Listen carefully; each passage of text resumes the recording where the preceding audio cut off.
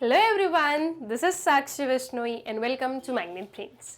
एक ऐसा चैनल जहां पर आपको मिलते हैं किंडरगार्टन से लेकर 12th क्लास तक के सारे ही सब्जेक्ट के वीडियो लेक्चर्स बिल्कुल free of cost. Magnet brains कुछ वीडियोस या कुछ चैप्टर्स के बाद में आपसे किसी भी काइंड ऑफ सब्सक्रिप्शन की डिमांड नहीं करता है, क्योंकि हम लोग आपको प्रोवाइड करवाते हैं क्वालिटी एजुकेशन बिल्कुल free of cost. Magnet brains पर आपको वीडियो लेक्चर्स मिलते हैं for your CBSE exams, that is CBSE boards, या फिर हम बोलें आपके स्टेट बोर्ड्स, इंग्लिश मीडियम हो या हिंदी मीडियम हो, सारी चीज़ों के लिए आपको जो है magnet brains video lectures provide करवाता है। सिर्फ और सिर्फ हम लोग आपको स्कूल एजुकेशन या स्कूल सिलेबस ही कंप्लीट नहीं करवाते, बल्कि यहाँ पर आपको जो है कुछ आपके कॉम्पिटिटिव्स के लिए भी प्रिपेयर करवाया जाता है, जैसे कि NTSC, olympiad and many more. So आप लोगों को कहीं कभी भी कहीं पर भी जाने की कोई जरूरत नहीं है। आपको सिर्फ और सिर्फ मैग्नेट ब्रेन्स पर रहना है, बिकॉज मैग्नेट ब्रेन्स आपको प्रोवाइड करता है एजुकेशन बिल्कुल free of cost and quality content के साथ में। इसी के साथ में स्टार्ट करते हैं स्टूडेंट्स हमारा जो ये लेक्चर होने वाला है, जिसमें हम लोग पढ़ेंगे अपनी क्लास 11th इकोनॉमिक्स में जो हमारी बुक है, दैट इज माइक्रो इकोनॉमिक्स। इसका जो चैप्टर 4 है, the theory of firm under perfect competition, इसके मोस्ट इंपॉर्टेंट क्वेश्चंस। ये जो हमारा चैप्टर है students, theory of firm under perfect competition, इसमें हम लोग बेसिकली कौन कौन से टॉपिक्स पढ़ने वाले हैं, तो वो होगा आपका revenue, supply and elasticity of supply. ये कुछ टॉपिक्स हैं जो कि हम अपने इस चैप्टर में करेंगे कंप्लीट। ओके, तो आई गेस ये क्लियर है आपको कौन कौन से टॉपिक्स हैं और क्या इस चैप्टर का नेम है और क्या इस टॉपिक में हम लोग पढ़ने वाले हैं। Now I hope so students कि आप लोग जो हो आपके मोस्ट इंपॉर्टेंट क्वेश्चंस को पढ़ने से पहले आपका जो कंप्लीट सिलेबस है, डिटेल्ड अंडरस्टैंडिंग है, वो कर चुके हो कंप्लीट। बिकॉज जब हम चैप्टर पढ़ रहे हैं, जब हम जो है अगर उसके क्वेश्चन आंसर्स कर रहे हैं, तो ये आप लोगों के लिए जरूरी हो जाता है कि आपका जो एक डिटेल्ड अंडरस्टैंडिंग है ये कंप्लीट रहे। ओके, तो आई होप सो ये कंप्लीटेड है, और अगर नहीं है तो इस वीडियो को क्या करना है, पॉज करना है और पहले जाकर अपना जो है कोर्स कंप्लीट करके फिर से इस वीडियो पर आना है और अपने जो मोस्ट इंपॉर्टेंट क्वेश्चन है ये पढ़ने हैं। तो चलिए इसी के साथ में जो है हम लोग आगे बढ़ते हैं।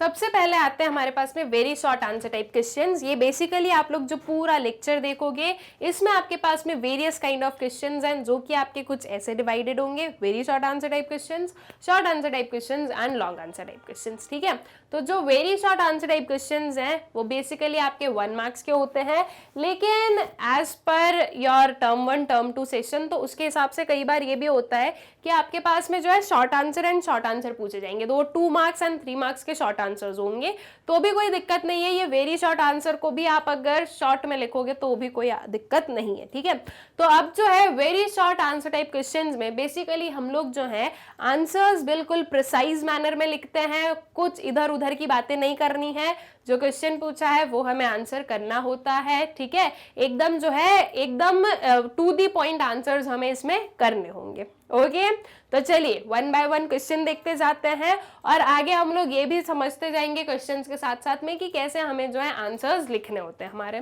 तो हमारा फर्स्ट क्वेश्चन आता है, what does the upward sloping supply curve indicate. जो एक अपवर्ड स्लोपिंग सप्लाई कर्व है, ये क्या इंडिकेट करता है। एक्सट्रीमली इजी क्वेश्चन है, इसका आंसर आप सभी को बनना चाहिए। अगर आपको इसका आंसर नहीं पता है, दैट मीन्स कि आपकी बिल्कुल भी प्रिपरेशन नहीं है, आपने बिल्कुल भी पढ़ाई नहीं की है। और अगर आपको इस क्वेश्चन का आंसर नहीं पता है, तो आप लोगों को एट प्रेजेंट मैं जो सजेस्ट करूंगी, मैं जो एडवाइस दूंगी वो यही दूंगी कि इस वीडियो को ना देखें। तो अगर इस वीडियो को ना देखें तो क्या करें, इस वीडियो को अभी पॉज कर कर आपको आपका जो है पहले पूरा जो चैप्टर है वो कंप्लीट करना है, उसके बाद में इन वीडियोस को और इन क्वेश्चंस को देखना होगा। ठीक है, तो चलो नाउ आई एम एक्सपेक्टिंग कि सब लोग देख चुके हो, सब लोगों को सब कुछ पता है, पूरा जो है आपकी जो पूरी प्रिपरेशन है, जो पूरा चैप्टर है वो आपने अच्छे से पढ़ लिया है। ठीक है, तो अब जो क्वेश्चन है वो क्या है कि what does the upward sloping supply curve indicate. जो अपवर्ड स्लोपिंग सप्लाई कर्व है ये क्या इंडिकेट करता है? दैट मीन्स हमारा सप्लाई कर्व कुछ ऐसा बनता है स्टूडेंट्स, दिस काइंड। तो ये जो अपवर्ड स्लोपिंग सप्लाई कर्व है ये क्या चीज आपको इंडिकेट कर रहा है? सिंपल सी चीज है कि आपके ये जो सप्लाई कर्व है उसमें हम लेते क्या है, एक साइड पर होती है हमारी प्राइस और एक साइड पर होती है हमारी क्वांटिटी सप्लाइड, राइट। तो ये जो अपवर्ड स्लोपिंग सप्लाई कर्व है ये हमें क्या बता रहा है कि अगर आपका प्राइस इंक्रीज हो रहा है, ठीक है, आपका इनिशियल प्राइस, इनिशियल क्वांटिटी मैंने बता दी, उसके बाद में अगर आपका प्राइस इंक्रीज हो रहा है तो उससे जो आपकी क्वांटिटी सप्लाइड है वो भी क्या होती है, इंक्रीज होती है। और आगे देखना चाहो तो देखो यहां पर भी प्राइस इंक्रीज हो रहा है, यहां पर भी क्या हो रहा है, क्वांटिटी सप्लाइड इंक्रीज हो रही है।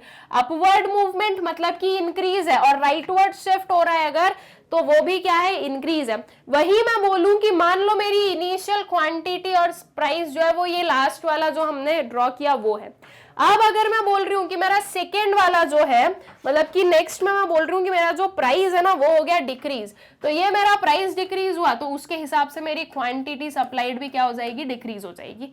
तो ये जो आपका अपवर्ड स्लोपिंग सप्लाई कर्व है ये बेसिकली आपको क्या समझा रहा है या क्या इंडिकेट कर रहा है, ये हमें इंडिकेट कर रहा है कि प्राइस एंड क्वांटिटी सप्लाइड में कैसा रिलेशनशिप है। इसे हम कैसा रिलेशनशिप बोलते हैं, this is direct relationship, right. That means if one increases the other will also increase and if one decreases the other will also decrease, ठीक है। तो प्राइस और क्वांटिटी सप्लाइड में आपका एक डायरेक्ट रिलेशनशिप है। All right, I guess clear कि upward sloping जो हमारा सप्लाई कर्व है वो हमें क्या इंडिकेट कर रहा है, यह आपको आ गया समझ में। So upward sloping supply curve shows that the price and quantity supplied are moving in the same direction, that is they are positively related, ठीक है। ये क्या एक्सप्लेन कर रहा है कि जो आपकी क्वांटिटी सप्लाइड और प्राइस है वो सेम डायरेक्शन में मूव कर रही है, और इसे हम क्या बोल सकते हैं कि दे आर पॉजिटिवली रिलेटेड, ठीक है। अगर हम नेगेटिवली रिलेटेड बोलते हैं तो उसका मतलब क्या होता है कि दोनों अपोजिट डायरेक्शन में चल रहे हैं, प्राइस बढ़ रहा है तो दूसरी चीज कम होगी, प्राइस कम होगा तो ये वाली चीज बढ़ेगी।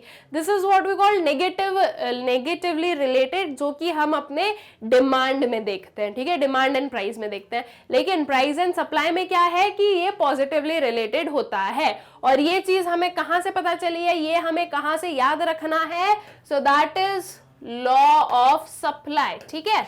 लॉ ऑफ सप्लाई हमने पढ़ा है और लॉ ऑफ सप्लाई हमें स्टेट करता है कि अदर थिंग्स रिमेनिंग कांस्टेंट, अगर कमोडिटी जो कमोडिटी अगर उसके खुद के प्राइस में इंक्रीज है तो क्वांटिटी सप्लाइड इंक्रीज होगी, और अगर प्राइस में डिक्रीज है तो क्वांटिटी सप्लाइड भी डिक्रीज होगी। अदर थिंग्स रिमेनिंग कांस्टेंट, ठीक है, दैट इज सेट्रिस पेरिबस, उस पर्टिकुलर फिनोमेना को हम कहते हैं।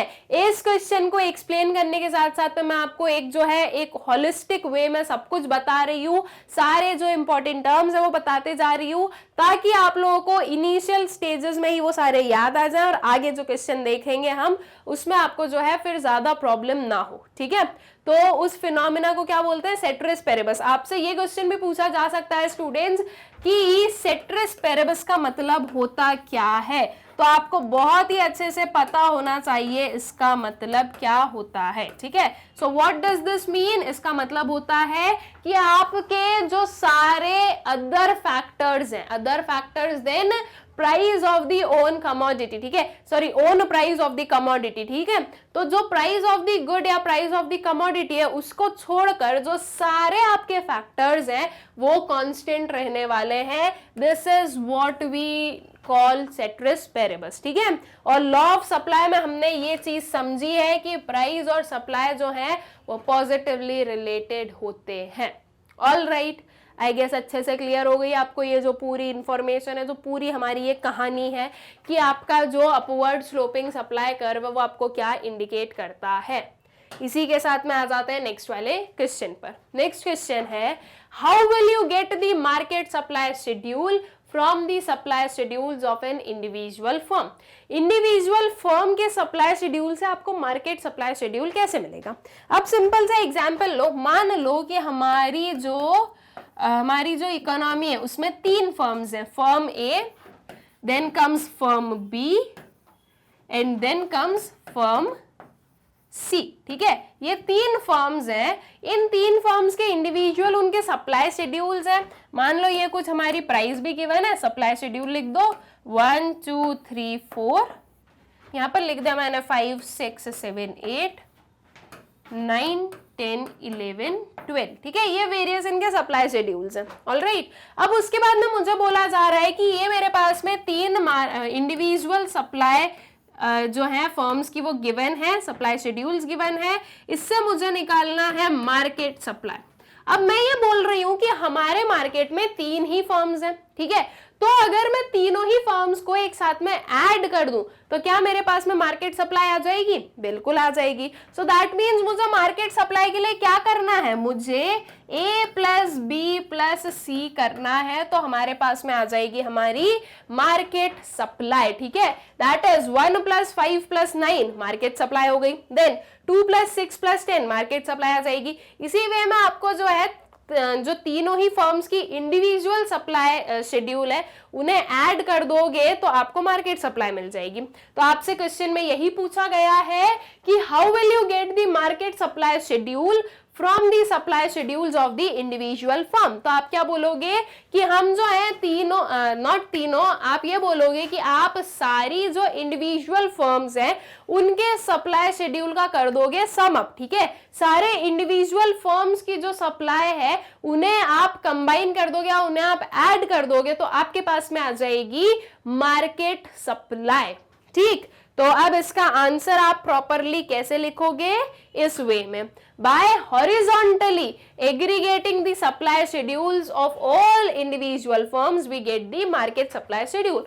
What do you mean by horizontally aggregating? horizontal way में मैंने आपको aggregate करके बताया था ना, that is 1 plus 5 plus 9 क्या, ये horizontal है, this is the horizontal and ये होता है आपका vertical। तो हमें horizontally जो है aggregate करना है, that is add करना है। ओके, तो आपको जो है मार्केट सप्लाई शेड्यूल मिल जाता है। अब ये आपसे very short answer type question में था तो आपने सिर्फ और सिर्फ इतना लिख दिया।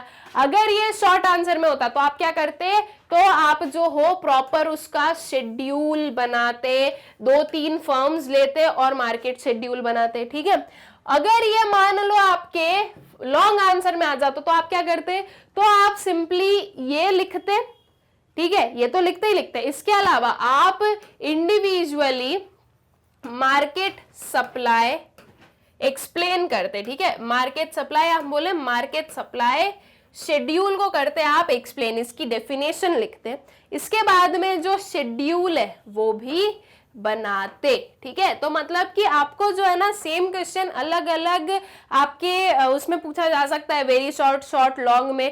तो आपको जो है पता होना चाहिए कि किस पर्टिकुलर क्वेश्चन में या कितने वेटेज के क्वेश्चन में हमें कितना लिखना है। अगर ये शॉर्ट आंसर में है तो आपको इतना लिखकर सिर्फ आपका शेड्यूल बना देना है। ये लॉन्ग आंसर में आ जाए तो आपको शेड्यूल भी बनाना है, आपको ये भी लिखना है, आपको मार्केट सप्लाई शेड्यूल भी समझाना होगा कि ये क्या होता है। ठीक, सो आई गेस क्लियर हो गई अब आपको ये चीजें कि आपको कैसे जो है आपके आंसर्स लिखने होते हैं। ओके, फिर आ जाए नेक्स्ट वाले क्वेश्चन पर। Give one reason for an increase in supply of a commodity. देखो क्या बोला गया है, इंक्रीज इन सप्लाई हो रही है कमोडिटी की, तो उसका एक रीजन बताओ। अब हमारे पास में 2 केसेस होते हैं। क्या 2 केसेस होते हैं? एक होता है movement along the same supply curve। ठीक है, movement along same supply curve. ठीक है, मैंने यहाँ पे लिख दिया मूवमेंट along सेम कर्व, इससे आप लोग समझ जाना। और इसके अलावा एक और कौन सा केस होता है हमारे पास में? एक और होता है हमारे पास में शिफ्ट इन सप्लाई कर्व। ठीक है, अब ये जो शिफ्ट है ये आपको क्या बोल रहा है? बेसिकली शिफ्ट बोल रहा है कि आपका एक जो है सप्लाई कर्व न्यू बनेगा। यहां पर सीधा सीधा हमारे पास में टर्म आया है अलोंग दी सेम कर्व। ठीक है, तो सेम ही कर्व में क्या होता है? मूवमेंट होता है। तो जब मूवमेंट होता है तो या तो आपकी सप्लाई बढ़ती है या सप्लाई कम हो रही है। ठीक है, अपवर्ड या डाउनवर्ड मूवमेंट कुछ भी होगा। तो उन टर्म्स को हम बोलते क्या हैं? उन्हें हम बोलते हैं कंट्रैक्शन इन सप्लाई, जब आपकी सप्लाई क्या होती है, डिक्रीज होती है तो होता है कंट्रैक्शन, और जब आपकी सप्लाई इंक्रीज होती है तो हम उसे बोलते हैं कि ये हो रहा है एक्सपांशन। ऑलराइट, और उसके बाद में जब हम शिफ्ट की बात करते हैं तो शिफ्ट में बेसिकली क्या होता है, शिफ्ट में आपका सप्लाई कर्व या तो राइटवर्ड साइड जाएगा या लेफ्टवर्ड साइड जाएगा। ठीक है, ये दो चीज है, या तो राइटवर्ड साइड जाएगा आपका शिफ्ट, आपका जो कर्व है, या लेफ्टवर्ड साइड जाएगा। तो अब शिफ्ट में क्या होता है, शिफ्ट में ये जो राइटवर्ड और लेफ्टवर्ड है इसे हम टर्म देते हैं इंक्रीज इन सप्लाई और डिक्रीज इन सप्लाई। ऑलराइट, ये चीज हो गई क्लियर। अब आपसे पूछा गया है कि जो इंक्रीज इन सप्लाई है उसकी हमें एक रीजन बतानी है। अब एक और चीज जो हमें इसमें पता होनी चाहिए वो क्या होनी चाहिए, वो ये है कि ये जो मूवमेंट है ये क्यों होता है, ये इसके पीछे का रीजन क्या है। इसके पीछे का रीजन है change in the price of, change in the own price of the commodity. ठीक है, यहां पर आपका ओन प्राइस में चेंज है, change in the own price of the commodity of the good. ठीक है, ऑफ अ कमोडिटी या गुड, कुछ भी आप बोल सकते हो। मतलब कि अगर जो गुड है उसका खुद ही का प्राइस अगर चेंज हो रहा है, अगर उसका खुद ही का प्राइस जो है वो इंक्रीज या डिक्रीज होता है तो आप देखते हो movement along the same supply curve. लेकिन जब हम शिफ्ट की बात करते हैं तो शिफ्ट के पीछे का रीजन क्या है, शिफ्ट के पीछे का रीजन है change in any factor other than own price। ठीक है, अब मैं आपको इतना एक्सप्लेन इसलिए कर रही हूं क्योंकि एक प्लेस पर अगर हम सारा एक बार रिवाइज कर लेंगे तो वो चीज आप लोगों के लिए बन जाएगी इजी। ठीक है, इसलिए मैं आपको एक्सप्लेन कर रही हूँ। जिसको बहुत अच्छे से आता है उसको लगेगा कि मैडम इतना क्यों एक्सप्लेन कर रहे हो, लेकिन एक्सप्लेन करने की जरूरत इसलिए क्योंकि यहाँ पर बहुत सारे ऐसे भी है जो लोग नहीं, जिन्हें पता है नहीं ध्यान होगा, तो वो अभी जो है शॉर्ट में समझ लो सारा। तो अब जो है मूवमेंट होता है because of the change in the own price of the commodity, और शिफ्ट क्यों होता है, any factor, change in any factor other than own price, मतलब कि इसमें जो खुद का प्राइस है वो रहता है कांस्टेंट। ठीक है, सो दैट मींस अगर मैं बोल रही हूं कि बिस्किट की जो सप्लाई है उसमें हमें राइटवर्ड शिफ्ट देखने को मिला, राइटवर्ड शिफ्ट मतलब कि सप्लाई हुई है इंक्रीज। ठीक है, तो अगर वो शिफ्ट हुआ है तो इसका मतलब ये है कि बिस्किट की जो प्राइस है वो तो सेम है, लेकिन उस प्राइस के अलावा जितने भी फैक्टर्स होते हैं हमारे जो कि इन्फ्लुएंस करते हैं आपके सप्लाई को, उनमें कहीं ना कहीं से कुछ भी चेंज हुआ है। ठीक है, तो अब आपको वो जो प्राइस के अलावा जितने भी फैक्टर्स होते हैं उनमें से कोई सा भी फैक्टर जो है आपको यहाँ पर एज एन एग्जाम्पल या रीजन बताना है, क्योंकि आपको बोला गया है वन रीजन, तो आपको सिर्फ वन रीजन पर फोकस करना है कि वो एक रीजन क्या हो सकता है जिसकी वजह से हमें इंक्रीज इन सप्लाई देखने को मिला है। ठीक है, तो अब वो एक रीजन आप कुछ भी लिख दो, जो भी आपके मन में आ जाए, जो भी आपको जो है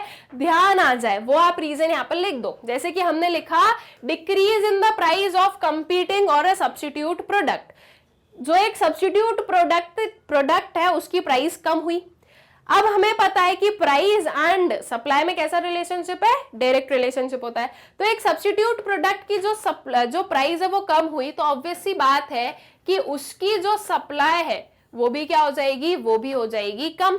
इस सब्स्टिट्यूट प्रोडक्ट की सप्लाई कम हो जाएगी, तो अब एज अपॉर्चुनिटी अगर मेरा कोई प्रोडक्ट है जिसकी सब्स्टिट्यूट की सप्लाई कम हुई है, तो एज एन अपॉर्चुनिटी मार्केट को गेन करने के लिए या मार्केट को कवर करने के लिए मैं क्या सोचूंगी कि मैं जो अपनी सप्लाई हूं वो बढ़ा दूं, क्योंकि लोगों की डिमांड तो है, लोगों की डिमांड कम नहीं हुई है, बस जो सप्लाई है वो कम कर दी गई है। तो अब मैं अपनी सप्लाई बढ़ा दूं ताकि जितनों की डिमांड है वो फुलफिल हो और वो मेरे प्रोडक्ट्स को कंज्यूम करे, सिंपल सी चीज है। तो ऐसे केस में मेरा जो सप्लाई कर्व है वो जो है राइटवर्ड शिफ्ट होगा, या फिर हम बोले कि उसमें जो है हमें इंक्रीज देखने को मिलेगा। Alright, so I hope so कि क्लियर हो गई आपको ये क्वेश्चन अच्छे से कि कब जो है इंक्रीज का क्या मतलब है, डिक्रीज का क्या मतलब है, मूवमेंट का क्या मतलब है, क्या रीजंस होते हैं, ये सब कुछ मैंने आपको एक्सप्लेन कर दिया इस क्वेश्चन के पीछे। तो आई गेस अच्छे से क्लैरिटी अब आपको हो गई है। फिर आते हैं नेक्स्ट वाले क्वेश्चन पर। What effect does N increase in input price have on the supply curve? अगर जो इनपुट प्राइस है वो हो गया इंक्रीज, तो उसका इफेक्ट सप्लाई कर्व पर कैसा होगा? What is input price? Raw materials या जो हमारे फैक्टर्स ऑफ प्रोडक्शन है वो क्या हो गए? वो हो गए, उनकी प्राइस हो गई है इंक्रीज। दैट मीन्स मान लो कि मुझे पहले लेबर मिल रहा था 200 रुपीज में, 200 रुपीज पर डे में, अब जो है मुझे लेबर मिल रहा है 400 रुपीज पर डे में। इंक्रीज हो गया ना इनपुट का प्राइस। तो अब मेरे हिसाब से जो कॉस्ट ऑफ प्रोडक्शन है वो क्या हुआ है? वो इंक्रीज हुआ है, ठीक है। जो कॉस्ट ऑफ प्रोडक्शन है वो हो गया इंक्रीज। दैट मीन्स अब ज्यादा प्रोडक्शन करना मेरे लिए मेरी कॉस्ट बढ़ा रहा है। सिंपल सी चीज है। तो जब कॉस्ट ऑफ प्रोडक्शन बढ़ रहा है तो मेरा सिंपल सा बात है प्रॉफिट मार्जिन हो रहा है कम। तो ऐसे केस में मैं क्या करूंगी?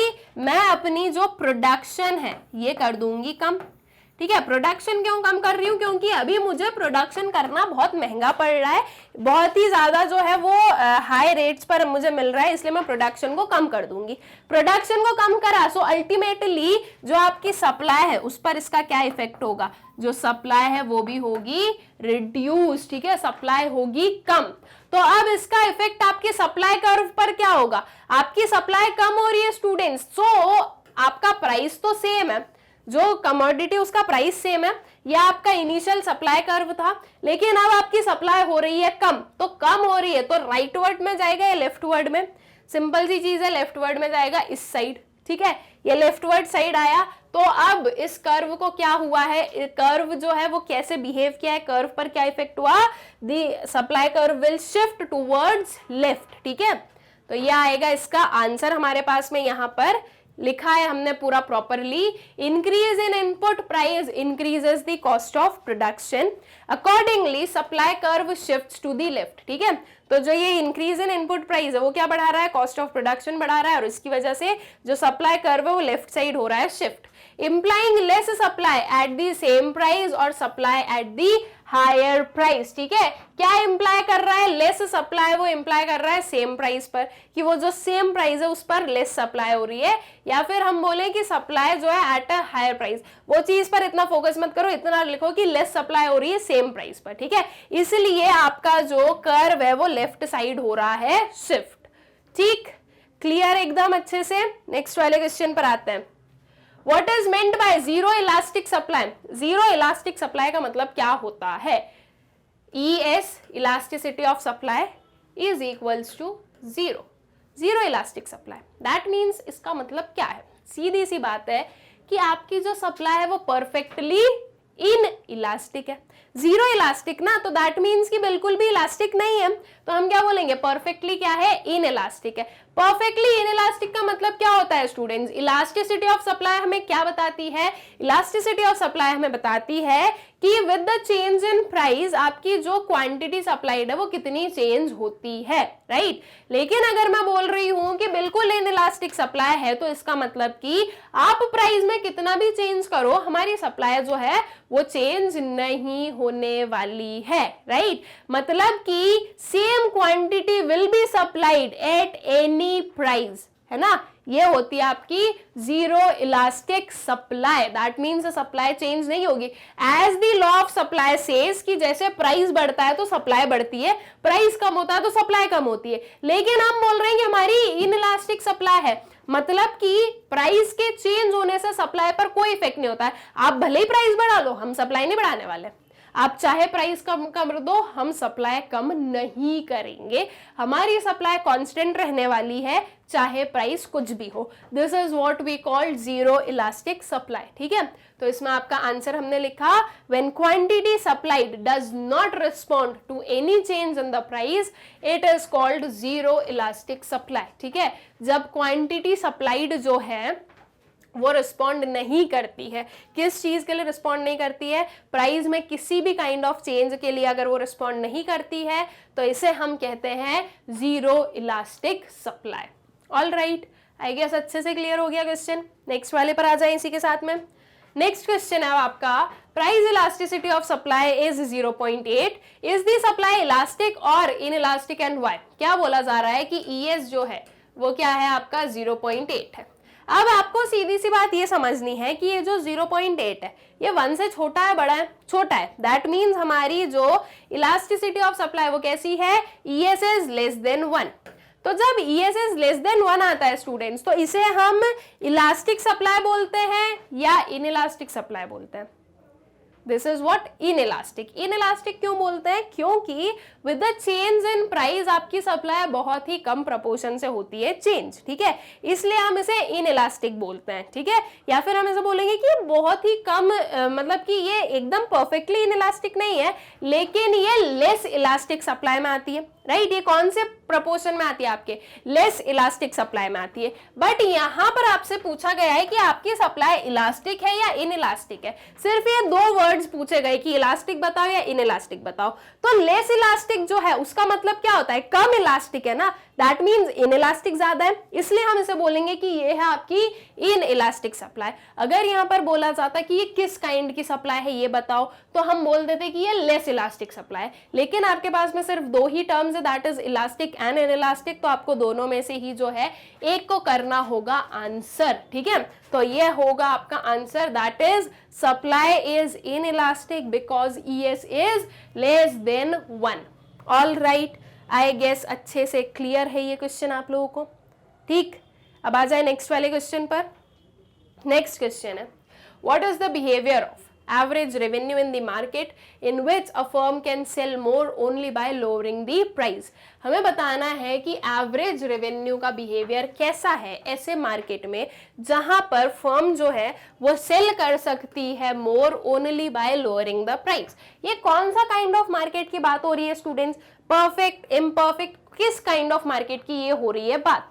तो देखो, परफेक्ट कंपटीशन या परफेक्ट मार्केट जो होता है वो क्या मार्केट होता है? जिसमें कि large number of buyers and sellers होते हैं और वहां पर जो भी प्राइस होता है वो सेम रहता है, होमोजीनियस गुड्स रहते हैं। लेकिन अगर हम इम्परफेक्ट कंपटीशन या इम्परफेक्ट मार्केट की बात करें तो ये कैसा मार्केट प्लेस होती है? ये एक ऐसी मार्केट प्लेस है जहां पर सेलर्स भी है, लार्ज नंबर ऑफ बायर्स भी है, उसमें आपको जो है आइडेंटिकल प्रोडक्ट्स मिलते हैं, ठीक है, एकदम होमोजीनियस नहीं मिलते। अब मोनोपोली एक अलग चीज हो जाती है उसमें कि वहां पर तो एक ही सेलर है और एक ही प्रोडक्ट को सेल कर रहा है। लेकिन अगर मैं स्पेसिफिकली बात करूं मोनोपोलिस्टिक कंपटीशन की, या फिर अगर हम इसमें ओलिगोपोली भी ले लें, तो कोई वो नहीं है, लाइक यहाँ पर आपके पास में सेलर्स हैं, बायर्स हैं, सब जो है एक दूसरे से आइडेंटिकल प्रोडक्ट सेल कर रहे हैं, लेकिन हर एक प्रोडक्ट में कुछ ना कुछ डिफरेंस आपको मिलेगा ही मिलेगा, है ना।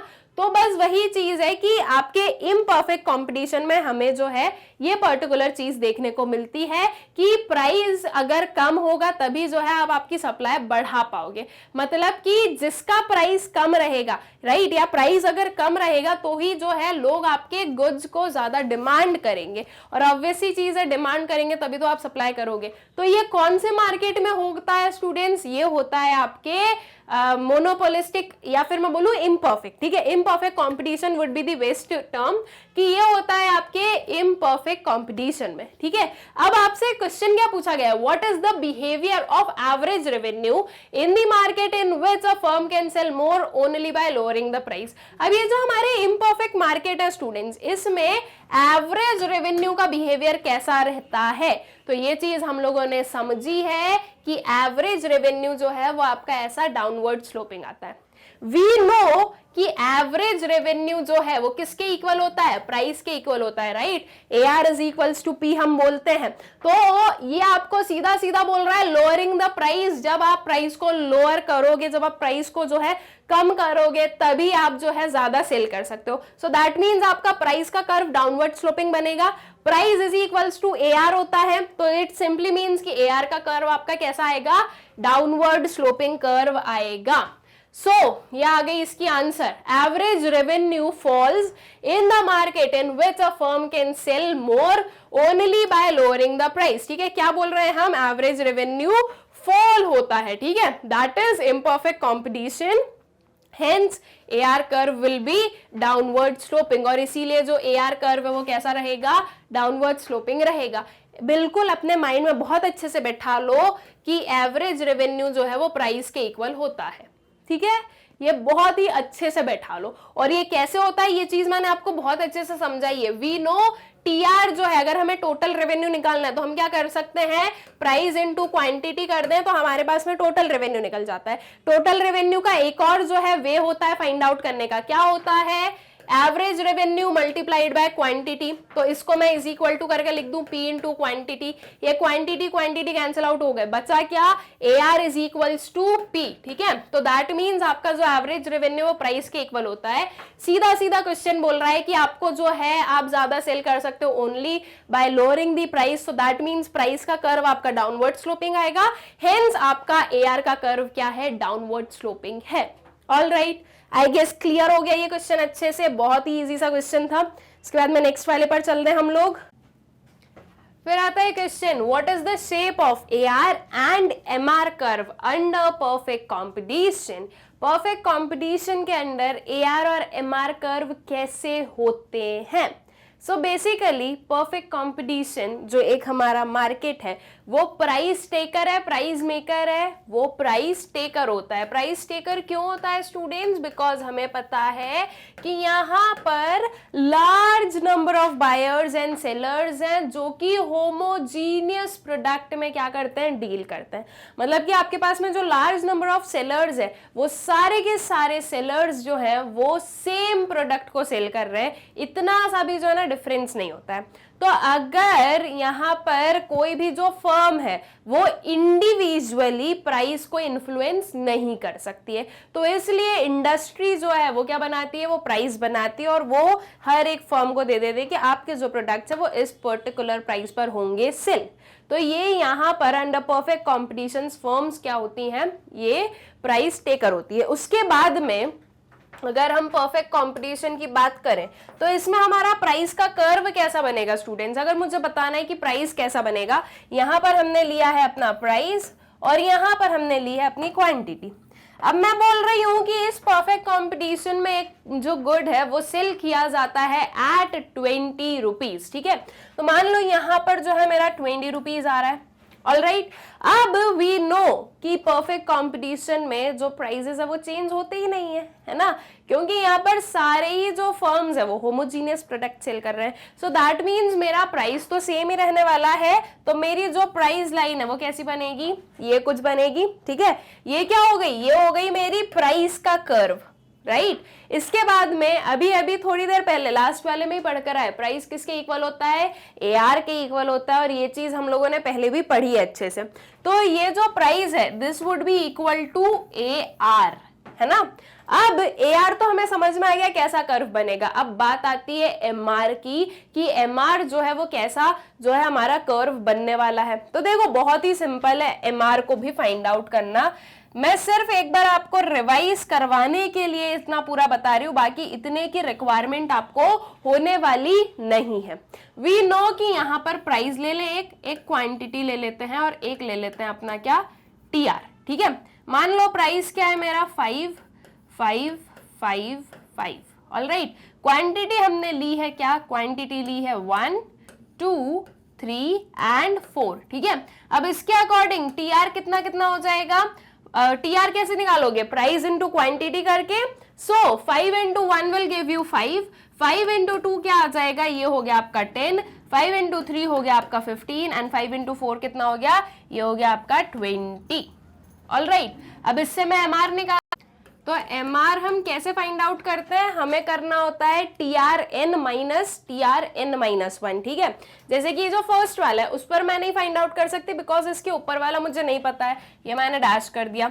अब 10 माइनस 5 करूंगे तो मुझे नेक्स्ट वाला हमारा जो MR है वो मिल जाएगा। तो 10 minus 5 will give you 5, 15 minus 10 आ गया हमारे पास में कितना 5, 20 माइनस 15 कितना आ गया, ये भी आ गया आपके पास में 5। तो MR जो है वो हमारा फाइंड आउट कर लिया हमने, 5 5 5 आ रहा है। दैट इज हमारा जो MR है वो किसके इक्वल आ रहा है, आपके प्राइस के इक्वल आ रहा है। तो हम ये बोल सकते हैं कि अंडर परफेक्ट कॉम्पिटिशन जो आपका AR और MR है वो क्या होते हैं, एक दूसरे के इक्वल होते हैं। That is P is equals to AR is equals to MR, right. ये चीज आई होप सो कि आप लोगों को हो गई अच्छे से क्लियर कि हम लोग कैसे बोल रहे हैं कि जो हमारा MR है वो हमारे AR के इक्वल होता है अंडर परफेक्ट कॉम्पिटिशन। तो अब हमारा क्वेश्चन क्या है, what is the shape of AR and MR curves under perfect competition. तो क्या शेप हो जाएगा students, this would be horizontal straight line parallel to x axis, ठीक। आई गेस क्लियर हो गया अच्छे से आप लोगों को। अब इसका आंसर देख ले हम लोग। So under perfect competition, AR and MR curves are same and parallel to x axis, ठीक है, वही चीज जो मैंने अभी इतनी देर से आपको समझाई है। सो आई गेस की क्लियर हो गई है ये अब आप लोगों को अच्छे से। फिर आ जाओ नेक्स्ट वाले क्वेश्चन पर।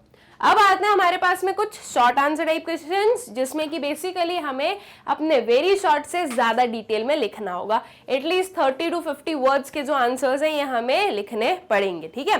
तो चलो क्वेश्चन देखते हैं क्या है। How does subsidy influence the supply of a good by a firm, explain. जो सब्सिडी है स्टूडेंट्स, वो जो सप्लाई ऑफ गुड है वो कैसे उसे इन्फ्लुएंस करती है। अब सीधी सी चीज ये समझो कि सब्सिडी क्या है। सब्सिडी एक काइंड ऑफ पॉजिटिव चीज है या नेगेटिव चीज है, अगर हमें मिल रही है तो इस वे से आपको थोड़ा सा एनालिसिस करना पड़ेगा, तब जाकर आपको चीजें अच्छे से जो है समझ में आएंगी। तो हम बात कर रहे हैं किसकी, सब्सिडी की।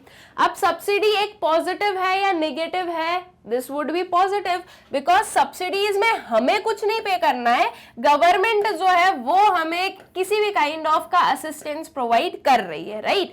टैक्सेस हमारे लिए नेगेटिव हो जाएगा क्योंकि टैक्सेस हमें पे करना पड़ता है, हमारे पास से मनी जाता है। लेकिन जब हम बात करते हैं सब्सिडीज की, तो सब्सिडीज जो है वो हमारे लिए बेनिफिट है, इसलिए मैंने बोला कि ये क्या है, ये पॉजिटिव है, या फिर हम इसे ये भी बोल सकते हैं कि ये हमारे लिए एक काइंड ऑफ बेनिफिट वाली चीज होगी। अब इसका इफेक्ट सप्लाई पर क्या हो रहा है ये हमें बताना है, ठीक है। तो देखो सब्सिडी मिलने से सप्लाई जो हम कर रहे हैं, या हम बोले कि सप्लाई के पहले, सप्लाई करने से पहले हमें क्या करना पड़ता है, प्रोडक्शन करना पड़ता है ना। इस सप्लाई को करने से पहले हमें जो वेरियस गुड्स हैं उनका क्या करना पड़ेगा, प्रोडक्शन करना पड़ेगा। इस प्रोडक्शन में वेरियस काइंड ऑफ क्या लगने वाले हैं, कॉस्ट लगने वाले हैं, ऑल राइट। और फिर हम उस कॉस्ट को ही जो है अपना पूरा जो है सेटल करने के लिए सप्लाई करते हैं ताकि गुड्स सेल हो और हमें मनी मिले। तो इसमें वेरियस काइंड ऑफ कॉस्ट लगेंगे। अब अगर ऐसे केस में गवर्नमेंट हमें किसी भी काइंड ऑफ सब्सिडी को प्रोवाइड करती है तो हमारा जो कॉस्ट है वो क्या हो जाता है, डिक्रीज हो जाता है, बिकॉज हमारा जितना कॉस्ट था वो तो लग रहा है, लेकिन गवर्नमेंट ने जो भी हमें सब्सिडी दी है उसकी वजह से अब हमारा कॉस्ट कम हो गया है। अब सब्सिडी किसी भी काइंड में हो सकती है, हो सकता है जो गवर्नमेंट है वो आपको डायरेक्टली मॉनेटरी जो है बेनिफिट्स दे दे, तो मनी आपके पास में आया है तो ऑब्वियस सी चीज है कि कहीं ना कहीं से मनी आया और आप उस चीज को क्या ले सकते हो कि भाई आपका जो कॉस्ट है वो आपका कम हो गया, ठीक है, बिकॉज इतना मनी तो आपको ऑलरेडी मिल गया है, ठीक। इसके अलावा गवर्नमेंट आपको सब्सिडीज अलग वे में प्रोवाइड कर सकती है, जैसे कि कुछ रॉ मटेरियल्स हैं उनका जो एक्चुअल में प्राइस है उससे कम प्राइस पर जो है एक सप्लायर को मिल सकता है वो प्रोडक्ट, वो रॉ मटेरियल। तो ये क्या हुई, ये भी उसके लिए क्या कर रही है, कॉस्ट को कर रही है कम, ठीक है। तो जब कॉस्ट कम होगा स्टूडेंट्स, तो एज अ रैशनल प्रोड्यूसर मैं क्या करूंगी, मैं अपना प्रोडक्शन बढ़ा दूंगी, ऑलराइट। तो जब प्रोडक्शन बढ़ेगा तो अल्टीमेटली हम अपनी सप्लाई को क्या करेंगे, हम अपनी सप्लाई को भी करेंगे इंक्रीज, बिकॉज ऐसे कोई प्रोडक्शन करके मुझे कोई गोडाउन में तो नहीं रखना है ना प्रोडक्ट्स को, ऑब्वियस सी बात है कि मैं उन्हें सेल करूंगी। तो यहां पर जब प्रोडक्शन बढ़ा तो उसकी वजह से क्या बढ़ेगी, सप्लाई बढ़ेगी। तो ये जो क्वेश्चन है, how does subsidy influence the supply of a good by a firm, तो इसका आंसर हम क्या बोलेंगे कि ये जो सब्सिडीज है ये सप्लाई को करती है इंक्रीज, ठीक है। अब जब भी ऐसे काइंड ऑफ क्वेश्चन है तो आपको दो टर्म्स याद रखना है। वो दो टर्म्स क्या हैं, वो दो टर्म्स अभी थोड़ी देर पहले ही मैंने आपको बताए थे। एक है आपका मूवमेंट वाली चीज, ठीक है, movement along the same supply curve, and एक है आपका शिफ्ट वाली चीज, ठीक है। तो ये आपको याद रखनी है। अब देखो आपकी बात हो रही है किससे, सब्सिडी की बात हो रही है। सब्सिडी अगर चेंज हो रही है या सब्सिडी अगर प्रोवाइड की जा रही है तो उसकी वजह से मूवमेंट होगा या शिफ्ट होगी, सप्लाई कर्व में शिफ्ट होगी, राइट। बिकॉज मूवमेंट में सिर्फ और सिर्फ जब खुद का प्राइस चेंज होता है तो मूवमेंट होता है, अदरवाइज शिफ्ट होता है। तो खुद के प्राइस में कोई चेंजेस नहीं है, वो जो गुड है उसका जो खुद का प्राइस है वो एज इट इज सेम है, लेकिन फिर भी जो है आपकी सप्लाई इंक्रीज है डिक्रीज हो रही है, तो that is what we called shift, ठीक है। और इसमें हम क्या बोलते हैं, shift, sorry, increase in supply, ठीक है। जब भी आप शिफ्ट की बात कर रहे हो तो आप क्या बोलोगे, this is increase in supply, अगर इंक्रीज हो रही है तो, और अगर डिक्रीज हो रही है तो आप बोलोगे डिक्रीज इन सप्लाई। और जब हम मूवमेंट की बात करते हैं ना तो उसमें हम क्या लेते हैं, कॉन्ट्रैक्शन एक्सपेंशन तो ठीक है वो एक अलग चीज है, लेकिन इंक्रीज डिक्रीज वाली भी एक सिनेरियो लेते हैं, वो क्या है, इंक्रीज, अगर मैं इंक्रीज के बेसिस पर बता रही हूं, इंक्रीज इन क्वांटिटी सप्लाइड, ठीक है। ये टर्म्स याद रखना है आप लोगों को। अगर इंक्रीज इन क्वांटिटी सप्लाइड मैं बोल रही हूं सो दैट मींस कि वो मूवमेंट है, लेकिन अगर मैं बोल रही हूं इंक्रीज इन सप्लाई तो फिर वो क्या है, वो शिफ्ट है, ठीक है। तो ये टर्म्स आप लोगों को याद रखने हैं अच्छे से।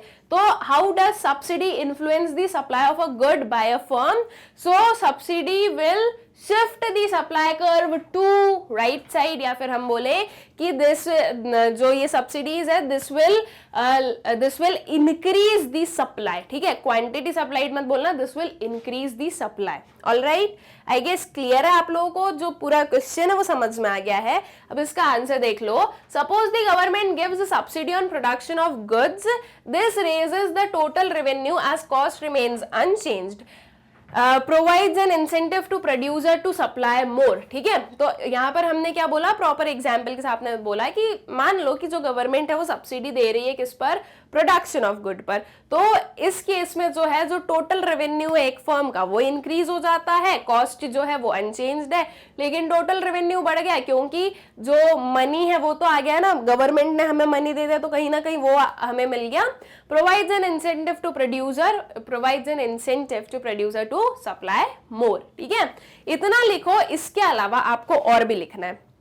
ये तो इतना तो आप लिख दोगे, बाकी की चीज आप क्या लिखोगे, this will create a shift, rightward shift in the supply curve, ठीक। अगर ये लॉन्ग आंसर में आ जाए तो आपको सप्लाई कर्व बनाकर दिखा देना है, और शिफ्ट क्यों हो रहा है इसे एक्सप्लेन कर देना है। तो उसे कैसे एक्सप्लेन करोगे कि शिफ्ट इसलिए हो रहा है क्योंकि किसी भी फैक्टर अदर देन प्राइस में चेंज आया है, ठीक है, इसलिए शिफ्ट हो रहा है। ऑल राइट, तो ये सारी चीजें आप लिख दो तो आपका जो आंसर है वो प्रॉपरली क्या हो जाता है, एक कंप्लीट आंसर बन जाता है, ठीक। फिर आता है नेक्स्ट वाला क्वेश्चन हमारे पास में, explain how input prices are the determinant of supply of the good by a firm. क्या एक्सप्लेन करना है कि जो इनपुट प्राइजेस हैं वो डिटर्मिनेंट कैसे बनते हैं सप्लाई ऑफ अ गुड, ठीक है। मतलब कि जो हमारे फैक्टर्स अफेक्टिंग सप्लाई है उसमें एक आता है हमारा क्या, इनपुट प्राइजेस, तो ये कैसे उसका फैक्टर बना ये हमें करना है एक्सप्लेन। अब इनपुट प्राइजेस क्या होते हैं students, basically cost of production, ठीक है। तो ये कैसे आपके सप्लाई को इन्फ्लुएंस करते हैं, कैसे ये आपके सप्लाई को डिटरमाइन करते हैं। सिंपल सी चीज है, जो आपके इनपुट प्राइजेस हैं अगर ये हाई रहेंगे, ठीक है, अगर इनपुट प्राइजेस हाई है सो दिस सिंपली इंप्लाइज कि जो कॉस्ट ऑफ प्रोडक्शन है वो भी कैसा है, हाई है। जब कॉस्ट ऑफ प्रोडक्शन हाई है तो ऐसे केस में जो प्रॉफिट मार्जिन है वो हो जाता है कम, राइट, बिकॉज जो फर्म्स है उन्हें कॉस्ट ज्यादा इनकर करना पड़ रहा है, तो उस केस में जो है वो कॉस्ट ज्यादा इनकर कर रहे हैं और रेवेन्यू उतना नहीं है या वापस जो है उन्हें उतना नहीं मिल रहा, तो ऐसे में उनका प्रॉफिट मार्जिन जो है वो डिक्रीज हो रहा है। तो इन दैट केस जब हाई इनपुट प्राइसेस रहते हैं तो फर्म्स जो है वो प्रोडक्शन क्या करती है, वो प्रोडक्शन करती है कम, ठीक है। और जब प्रोडक्शन कम होता है तो अल्टीमेटली उसका इफेक्ट क्या देखने को मिलता है कि सप्लाई भी हो जाती है रिड्यूस, ठीक है। तो कैसे डिटरमाइन हुआ भाई, हाई अगर प्राइस है आपके इनपुट प्राइजेस का, या हम बोलें कि आपके जो इनपुट है उनके अगर हाई प्राइजेस हैं तो इसकी वजह से कॉस्ट बढ़ता है, कॉस्ट बढ़ने की वजह से एक जो फर्म है वो अपना प्रोडक्शन कम करती है, और जब प्रोडक्शन कम कर रही है तो अल्टीमेटली जो सप्लाई है वो तो कम होनी ही है। लेकिन अगर मैं इसी का ही अपोजिट बोल दूं, जैसे कि जो हमारे इनपुट प्राइजेस है उनका जो प्राइस है वो लो है या कम हो गया है, ठीक है, कुछ भी समझ लो, तो फिर ऐसे केस में जो कॉस्ट है, कॉस्ट ऑफ प्रोडक्शन जो है वो क्या हो जाती है, वो हो जाती है रिड्यूस। ठीक है, कॉस्ट ऑफ प्रोडक्शन रिड्यूस होती है तो अब एक फर्म जो है उसे कम एक्सपेंडिचर इनकर करना पड़ रहा है और उसे जो है मनी, जो रेवेन्यू है वो उतना ही मिल रहा है, तो ऐसे केस में जो प्रॉफिट मार्जिन है वो क्या होगा, वो इंक्रीज होगा। अब ऑब्वियस सी चीज है, जब एक फर्म देख रही है कि उसका प्रॉफिट जो है वो इंक्रीज हो रहा है तो वो जो फर्म है वो क्या करेगी, वो सोचेंगी कि वो ज्यादा से ज्यादा प्रॉफिट अर्न कर सके। और ज्यादा से ज्यादा प्रॉफिट कैसे अर्न किया जा सकता है, बाय प्रोड्यूसिंग मोर। ठीक है, तो जो प्रोडक्शन है उस पर इसका क्या इफेक्ट होगा, प्रोडक्शन हो जाएगा इंक्रीज। ठीक, और प्रोडक्शन इंक्रीज होगा तो अल्टीमेटली सप्लाई पर उसका क्या इफेक्ट होगा, सप्लाई भी जो है वो इंक्रीज हो जाएगा। All right, I guess clear हो गई ये चीज। तो कैसे इनपुट प्राइसेस जो है डिटरमाइन करते हैं सप्लाई को, वो कुछ हम ऐसे बता सकते हैं, बिकॉज जो इनपुट्स है वो एक एसेंशियल चीज है किस चीज में, प्रोडक्शन में। विदाउट इनपुट्स प्रोडक्शन पॉसिबल ही नहीं है। तो ऑब्वियस सी बात है कि जो इनपुट प्राइसेस है वो आपके प्रोडक्शन को इन्फ्लुएंस करते हैं। ऑल राइट, और कैसे इन्फ्लुएंस करते हैं उसे हमने समझ लिया। अगर हाई इनपुट प्राइसेस है तो कुछ ये चीज होंगी, अगर लो इनपुट प्राइसेस है तो कुछ ये चीज होंगी। अब इसे आपको प्रॉपरली कैसे आंसर लिखना है वो हम देख लेते हैं, बाकी आई हैव एक्सप्लेन्ड यू कि क्या इसमें होता है। ठीक है, so in case of increase in input prices, cost of production tends to rise. Accordingly, producers will supply less of the commodity at its existing price as there is a decrease in producers' profit. ठीक है, तो देखो सबसे पहले हमने किसका case बताया, जब इनपुट प्राइसेस बढ़ जाते हैं। तो जब इनपुट प्राइसेस इंक्रीज हो रहे हैं तो वही चीज हमने लिखी कि जो कॉस्ट ऑफ प्रोडक्शन है वो क्या हो रहा है, वो हो रहा है राइज। और इसी के साथ साथ में जो प्रोड्यूसर है वो सप्लाई क्या करेगा, लेस करेगा। क्यों लेस सप्लाई करेगा, उसके एग्जिस्टिंग प्राइस पर। प्राइस में कोई चेंजेस नहीं है ना, हम अगर किसी भी फैक्टर की बात करते हैं तो हम यही अज्यूम करते हैं कि हम सिर्फ इस फैक्टर में चेंजेस कर रहे हैं, बाकी जो सारे डिटर्मिनेंट्स हैं, जो सारे फैक्टर्स हैं जो इन्फ्लुएंस करते हैं सप्लाई को, वो सारे कांस्टेंट हैं। तो जो प्राइस है वो कांस्टेंट है, तो अब अगर प्रोड्यूसर की जो कॉस्ट है वो बढ़ गई सेम प्राइस पर तो उसका जो प्रॉफिट है वो हो गया कम, इसलिए वो सप्लाई कम करेगा। And on the other hand, in case of fall in the prices of inputs, जब जो है इनपुट्स का प्राइसेस अगर फॉल हो जाए, so the cost of production tends to fall. तो इसकी वजह से क्या हुआ, जो कॉस्ट ऑफ प्रोडक्शन है वो भी क्या हो रहा है, फॉल हो रहा है, leading to an increase in the producers profit. और जब कॉस्ट जो है वो हो रहा है फॉल और सेम प्राइस है तो क्या देखने को मिल रहा है कि जो प्रोड्यूसर का प्रॉफिट है वो हो गया है इंक्रीज। ठीक है, this induces him to increase his supply. okay, यहाँ पर थोड़ा सा कर लेना, induces him to increase his supply, और ऐसे केस में जो है सप्लाई इंक्रीज हो जाती है। ठीक, आई गेस अच्छे से क्लियर है ये चीज। ये जो आपका इनपुट प्राइसेस है ये फैक्टर आप लोगों को अच्छे से क्लियर हो गया है। फिर नेक्स्ट वाले क्वेश्चन पर आ जाओ। Using diagram and schedule explain the law of supply. Diagram और शेड्यूल की हेल्प से क्या करना है, लॉ ऑफ सप्लाई को करना है एक्सप्लेन। बहुत ही इजी है law of supply. We know law of supply क्या स्टेट करता है, लॉ ऑफ सप्लाई स्टेट करता है कि other things remaining constant when the price of a commodity rises, supply of that commodity also rises, and when price of the commodity decreases या falls, supply also falls। ठीक है, so that means कि यहाँ पर हम क्या बोलेंगे, यहाँ पर हम बोलेंगे कि प्राइस और सप्लाई में एक कैसा रिलेशनशिप है, पॉजिटिव रिलेशनशिप है किस आपके लॉ ऑफ सप्लाई के अकॉर्डिंग। ठीक है, और इसमें अदर थिंग्स रिमेनिंग कांस्टेंट आपको बोलना जरूरी है। तो यह आता है आपका law. The law of supply states that other things being equal, equal या अनचेंज्ड कुछ भी बोल दो, quantity supplied increases with increase in price and decreases with the decrease in price of a commodity। ठीक है, क्या स्टेट किया है, आई गेस क्लियर है। और देखो यहाँ पर आप इक्वल लिखो, अनचेंज्ड लिखो, कांस्टेंट लिखो, कोई भी टर्म यूज कर सकते हो। इसके साथ में एक और कर देना, इतना तो आपने लिखा equal, that is citrus Paribas. ठीक है, ये जो है ना, ये थोड़े भारी भरकम वर्ड्स कभी कभी यूज कर लेने चाहिए। तो क्या होता है ना, ऐसा लगता है कि हाँ भाई बच्चे को पता है कि किस चीज को, किस फिनोमेना को क्या बोला जाता है। ठीक है, तो ये टर्म यूज कर लेना वहां पर, और कुछ नहीं, बाकी आपकी स्टेटमेंट हो जाती है। अब इसके बाद में आपको डायग्राम और शेड्यूल बनाना है इस लॉ को एक्सप्लेन करने के लिए। So it can be explain with the help of following schedule and diagram.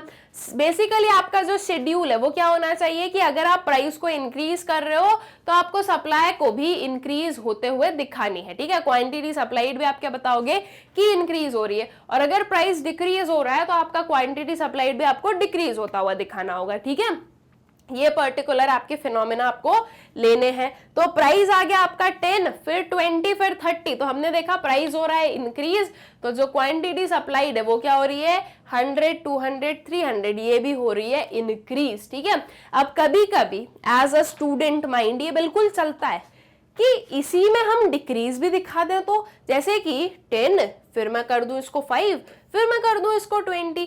तो ऐसा अगर आप करोगे ना तो आपका जो सप्लाई का कर्व है दैट इज अपवर्ड स्लोपिंग वो नहीं बनेगा, फिर आपका सप्लाई का कर्व कुछ ऐसा बनेगा, ये इस काइंड का स्लोप बनेगा, जो कि अकॉर्डिंग टू दी लॉ ये स्लोप गलत नहीं है या ये कर्व गलत नहीं है, लेकिन जो हमारा लॉ बोलता है कि एक अपवर्ड पॉजिटिव स्ट्रेट लाइन बनती है, वो चीज फिर यहाँ पे देखने को नहीं मिलेंगी। तो कुछ चीजें हैं, कुछ थ्योरीज होती है, उन्हें हमें एज इट इज ही लेना होता है, उसे हम एज इट इज ही लेंगे। अगर हम रियल लाइफ सिनेरियो में देखें तो ऑब्वियस सी बात है, कभी प्राइस बढ़ता है, कभी कम होता है, कभी बढ़ता है। वैसे कम, अगर एक बार वो बढ़ने की स्टेज पे आ जाए तो वो कम बहुत कम होता है, फिर वो जो है इंक्रीज होता रहता है 0.5% से, 2% से, या 2 रुपीज से, 1 रुपीज से, इस वे में जो है वो बढ़ता ही जाता है, कम बहुत कम होता है। ठीक है, बहुत ही मुश्किल से जो है आप देखोगे कि अच्छा 10 से 5 आया है, वो ये चीज अब आपको देखने को नहीं मिलती है। बट हाँ, अगर रियल लाइफ सिनेरियो में ले तो ऐसी चीज भी अगर हो रही है तो सीधा सीधा इसके साथ में इसका लॉ क्या स्टेट करता है कि क्वांटिटी सप्लाइड जो है वो आपके प्राइस में जो भी टेंडेंसी है उसके अकॉर्डिंग ही चलती है। ऑलराइट, तो ये इसका हो जाता है शेड्यूल, और यहाँ पर जो इसका कर्व है वो भी हम बना देते हैं, दैट इज ऐसा कुछ आपका कर्व बनेगा। यहाँ पर आप लोगे क्या प्राइस, और यहाँ पर आप लोगे क्वांटिटी सप्लाइड। ठीक है, ये दो चीज लोगे, आपके प्राइस आप यहाँ पर नोट कर देना, ये 0 हो गया, दिस वुड बी 10, 20 एंड 30। ये जब आप प्रॉपरली बनाओगे ना तो आपकी एकदम अच्छे से बनने वाला है ये जो कर्व है। और यहाँ पर आप ले लोगे क्या 100, 200 एंड 300, और इस वे में जब आप आपके पॉइंट्स को प्लॉट करोगे तो कुछ ऐसा आपका कर्व मिलेगा। That is the supply schedule shows the positive relationship between price and quantity supply. This is in accordance with the law of supply. And ये जो आपका कर्व है ये बन जाएगा, और कर्व जो है वो एक पॉजिटिवली स्लोप्ड कर्व मिलेगा। तो आप यहाँ पर लिख सकते हो कि as we can see that there is a direct relationship या positive relationship between price and quantity supply, so we are getting a positively sloped curve. ठीक है, जो हमारा कर्व है that would be upward sloping curve. ठीक, I guess clear है। ये जो हमारा लॉ ऑफ सप्लाई है, इसका शेड्यूल, इसका जो ग्राफ है, ये अच्छे से आप लोगों को आई गेस क्लियर हो गया है। फिर आ जाओ नेक्स्ट वाले क्वेश्चन पर। अब नेक्स्ट क्वेश्चन क्या है, a new technique of production reduces the marginal cost of producing stainless steel. How will this affect the supply curve of stainless steel utensils. एक न्यू टेक्निक है, एक न्यू टेक्निक ऑफ प्रोडक्शन जो है वो आई है। ठीक है, और ये जो न्यू टेक्निक ऑफ प्रोडक्शन है ये रिड्यूस कर रही है क्या मार्जिनल कॉस्ट, किस चीज का रिड्यूस कर रही है, ऑफ प्रोड्यूसिंग स्टेनलेस स्टील। ठीक है, तो ये जो स्टेनलेस स्टील है इसको प्रोड्यूस करने के लिए जो भी टेक्निक्स यूज होती है उसमें एक हम बोल दें कि एक न्यू टेक्निक आई है जो कि उसके कॉस्ट को कर देती है कम। तो अब इसका जो इफेक्ट है वो सप्लाई कर्व पर कैसा होगा, स्टेनलेस स्टील यूटेंसिल जो है उस पर इसका कैसा इफेक्ट होने वाला है, ये हमें करना होगा एक्सप्लेन। अब देखो सीधी सी चीज है, यहां से हमें क्या समझ में आया स्टूडेंट्स कि जो कॉस्ट है वो हो रहा है decrease. Alright, cost of production decrease हुआ ना, बिकॉज ये टेक्निक जो है वो एक काइंड ऑफ इनपुट होती है, आपकी रॉ मटेरियल होती है, तो ये काइंड ऑफ आपका जो कॉस्ट ऑफ प्रोडक्शन है वो हुआ कम। कॉस्ट ऑफ प्रोडक्शन कम हुआ है, प्राइस जो है वो कैसा है, प्राइस आपका कांस्टेंट है, बिकॉज ये चीज तो हम मानते ही हैं, तो आपका प्राइस कांस्टेंट है, कॉस्ट ऑफ प्रोडक्शन हुआ है कम, तो इसकी वजह से जो प्रॉफिट मार्जिन है एक सेलर का वो क्या हो जाएगा, इंक्रीज हो जाएगा, क्योंकि उसको सेम प्राइस पर अब कम कॉस्ट इनकर करके वो गुड्स को सेल कर सकता है, दैट मीन्स उसका प्रॉफिट मार्जिन बढ़ा।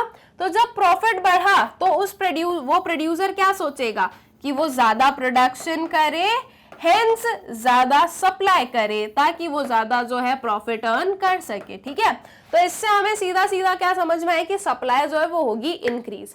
अब आपको बताना है कि इसका इफेक्ट सप्लाई कर्व पर कैसा होने वाला है, तो आपको एक कर्व बना देना है स्टूडेंट्स, या आप एक कर्व बना दोगे स्टेनलेस स्टील का, ये आपकी प्राइस हो गई है, आपका मान लो फर्स्ट वाला जो सप्लाई कर्व है वो कुछ ये है।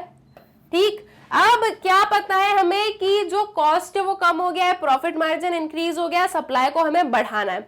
मान लो पहले कुछ आपकी क्यू क्वांटिटीज जो है वो की जाती थी सप्लाई, लेकिन अब जो कि हमें क्या करना है, सप्लाई को इंक्रीज करना है, या अब हमारी सप्लाई हो रही है increase because of the new technique. तो हमारे पास में एक न्यू कर्व आता है S1 जिस पर कि आपकी Q1 क्वांटिटीज जो है ये की जाएंगी सेल। ठीक है, तो ये कैसा शिफ्ट है, this is a rightward shift, all right, because जब हम राइट साइड जाएंगे तभी तो हमारी जो क्वांटिटी है वो इंक्रीज होगी, तो ये एक आपका क्या हो गया, राइटवर्ड शिफ्ट हमें यहाँ पर देखने को मिला है। तो how will this affect the supply curve of stainless steel utensil, so this will, ये क्या इफेक्ट होगा, क्या आंसर करेंगे हम, एक तो आपको ये डायग्राम बना देना है, ग्राफ बना कर आना, ठीक है, और उसके बाद में आप क्या लिखोगे प्रॉपरली कि ये जो न्यू टेक्निक है इसकी वजह से जो हमारा सप्लाई कर्व है that will shift towards right. ठीक है, और राइट में जो शिफ्ट हुआ है, okay, that will shift towards right indicating N increase in supply. All right, तो ये जो है ये हो जाएगा आपका complete answer for this question. इसमें ग्राफ जरूर बना देना, एक ग्राफ मैंने आप लोगों को बना के बता दिया है, ये ग्राफ आप लोग बना लो अपनी नोटबुक में, और ग्राफ आपको जरूर जो है बनाना है इस वाले क्वेश्चन में। ठीक है, बिकॉज सप्लाई कर्व पर क्या इफेक्ट है ये पूछा, तो कर्व बनाकर दिखा दो उनको कि क्या इफेक्ट है। ठीक है, so reduction in marginal cost of stainless steel raises the supply of stainless steel. ठीक है, ये वही चीज हमने बताई कि ये जो रिडक्शन है मार्जिनल कॉस्ट में वो रेज कर रहा है जो सप्लाई है स्टेनलेस स्टील की उसे। When the supply of the stainless steel increases, the supply of goods using stainless steel as a raw material shall also increase because their cost of production will also fall, implying that the supply curve of stainless steel will shift to the right. ठीक है, क्या imply किया इस पूरी चीज ने कि जो सप्लाई कर्व है स्टेनलेस स्टील यूटेंसिल्स का वो होगा राइटवर्ड शिफ्ट। ठीक है, अब यहाँ पर हमसे स्टेनलेस स्टील यूटेंसिल्स के बारे में पूछा गया था, मैं यूटेंसिल स्किप कर गई थी, लेकिन मतलब वही हो गया कि देखो जो आपका स्टेनलेस स्टील है उसके प्रोडक्शन में क्या हुआ है, उसका जो कॉस्ट ऑफ प्रोडक्शन है वो कम हुआ है, दैट इज उसका जो प्राइस है वो जो एज अ रॉ मटेरियल हम आगे यूज करेंगे वो आपको कम प्राइस में मिलने वाला है। तो जो स्टेनलेस स्टील यूटेंसिल्स बनाएंगे उसके लिए जो एक raw material that is stainless steel, अब उसका जो है एज अ रॉ मटेरियल अगर प्राइस देखे तो कम हो जाएगा, और इसलिए वो एक प्रॉफिटेबल चीज रहेगी टू मेक यूटेंसिल्स, या हम बोले कि कॉस्ट कम इनकर करना पड़ेगा, तो इसलिए जो आपका सप्लाई कर्व है वो राइटवर्ड शिफ्ट हो जाएगा। ऑल राइट, आई गेस अच्छे से क्लियर हो गया आपको ये क्वेश्चन। ठीक है, फिर आगे चलते हैं नेक्स्ट वाले क्वेश्चन पर। Define market supply. What is the effect on the supply of the good when government imposes a tax on the production of that good? Explain. Market supply आपको करना है explain. What is market supply? जो पूरे market की supply होती है वो होती है मार्केट सप्लाई। जो सारे फर्म्स की हम लोग कंबाइंड सप्लाई देखते हैं that is known as market supply. ठीक, उसके बाद में जो सेकेंड वाला पार्ट है वो क्या है, what is the effect on the supply of the good when government imposes a tax on the production of that good. Government जो है वो इंपोज कर रही है टैक्सेस एक गुड के प्रोडक्शन में, तो जब टैक्सेस इंपोज किए गए तो फिर इसकी वजह से जो सप्लाई है उस पर क्या इफेक्ट होगा। सीधी सी बात है, टैक्स क्या हुआ है, टैक्स इंक्रीज हुआ है, टैक्स इंपोज किया गया है, ठीक है। टैक्स जो है स्टूडेंट्स वो एक काइंड ऑफ क्या है, टैक्स एक काइंड ऑफ कॉस्ट होता है, राइट। एक काइंड ऑफ कॉस्ट ही होता है ना, जो कि हम लोग पे नहीं करना चाहते, मतलब कि हम लोग चाहते नहीं है कि यार टैक्स वगैरह लगे, क्योंकि ऐसे ही वो फालतू में एक काइंड ऑफ हमारा खर्चा हो जाता है अकॉर्डिंग टू अस। लेकिन वो एज ए इकोनॉमी अगर हम होल देखें तो वो फालतू नहीं होता है, बिकॉज वो जो मनी है वो यूज किया जाता है प्रोडक्टिव चीजों में। तो वो tax is a kind of cost for us. Tax impose किया गया, दैट मीन्स हमारे लिए जो कॉस्ट है वो क्या हो गया, कॉस्ट हो गया है इंक्रीज। अब हमें पता है कि जब कॉस्ट इंक्रीज होता है तो इसका इफेक्ट सप्लाई पर क्या होता है, कॉस्ट इंक्रीज हुआ, अल्टीमेटली जो प्रॉफिट है ये हुआ डिक्रीज। प्रॉफिट डिक्रीज हुआ है तो अब जो है प्रोडक्शन को किया जाएगा डिक्रीज, ठीक है। अल्टीमेटली जो सप्लाई है वो भी क्या हो जाएगी, वो भी हो जाएगी आपकी डिक्रीज, ठीक है। टैक्स ऑन प्रोडक्शन लगाया है, इस प्रोडक्शन पे टैक्स था तो इस प्रोडक्शन को ही हमने कम किया, क्योंकि अगर हम ज्यादा प्रोडक्शन करेंगे हमें ज्यादा टैक्सेस पे करने पड़ेंगे, तो इसलिए अब हम कम प्रोडक्शन करेंगे ताकि टैक्सेस भी कम पे करना पड़ेगा, क्योंकि वो जो है फिर बहुत ज्यादा कॉस्टली बन जाएगा, ठीक है। तो इसलिए अब जो हमारी सप्लाई है वो क्या हो जाएगी, वो हो जाएगी रिड्यूस। तो ये जो है आपका what is the effect on the supply of the good when government imposes a tax on the production of that good, तो इसका आंसर आप क्या बोलोगे, द सप्लाई विल डिक्रीज, ठीक। तो ये दोनों ही क्वेश्चंस आई गेस क्लियर है कि मार्केट सप्लाई क्या होता है, और जो इसके बाद में सेकेंड वाला पूछा वो भी आई गेस आप लोगों को अच्छे से क्लियर है। अब इसका जो है आंसर देख लो। So quantities of a particular commodity offered for sale by all the firms at different prices in the market is known as market supply, ठीक है। ये यहां तक हमारी मार्केट सप्लाई की डेफिनेशन होती है, that is quantities of a particular commodity offered for sale by all the firms, ठीक है, सारी firms at different prices in the market is termed as market supply, ठीक है।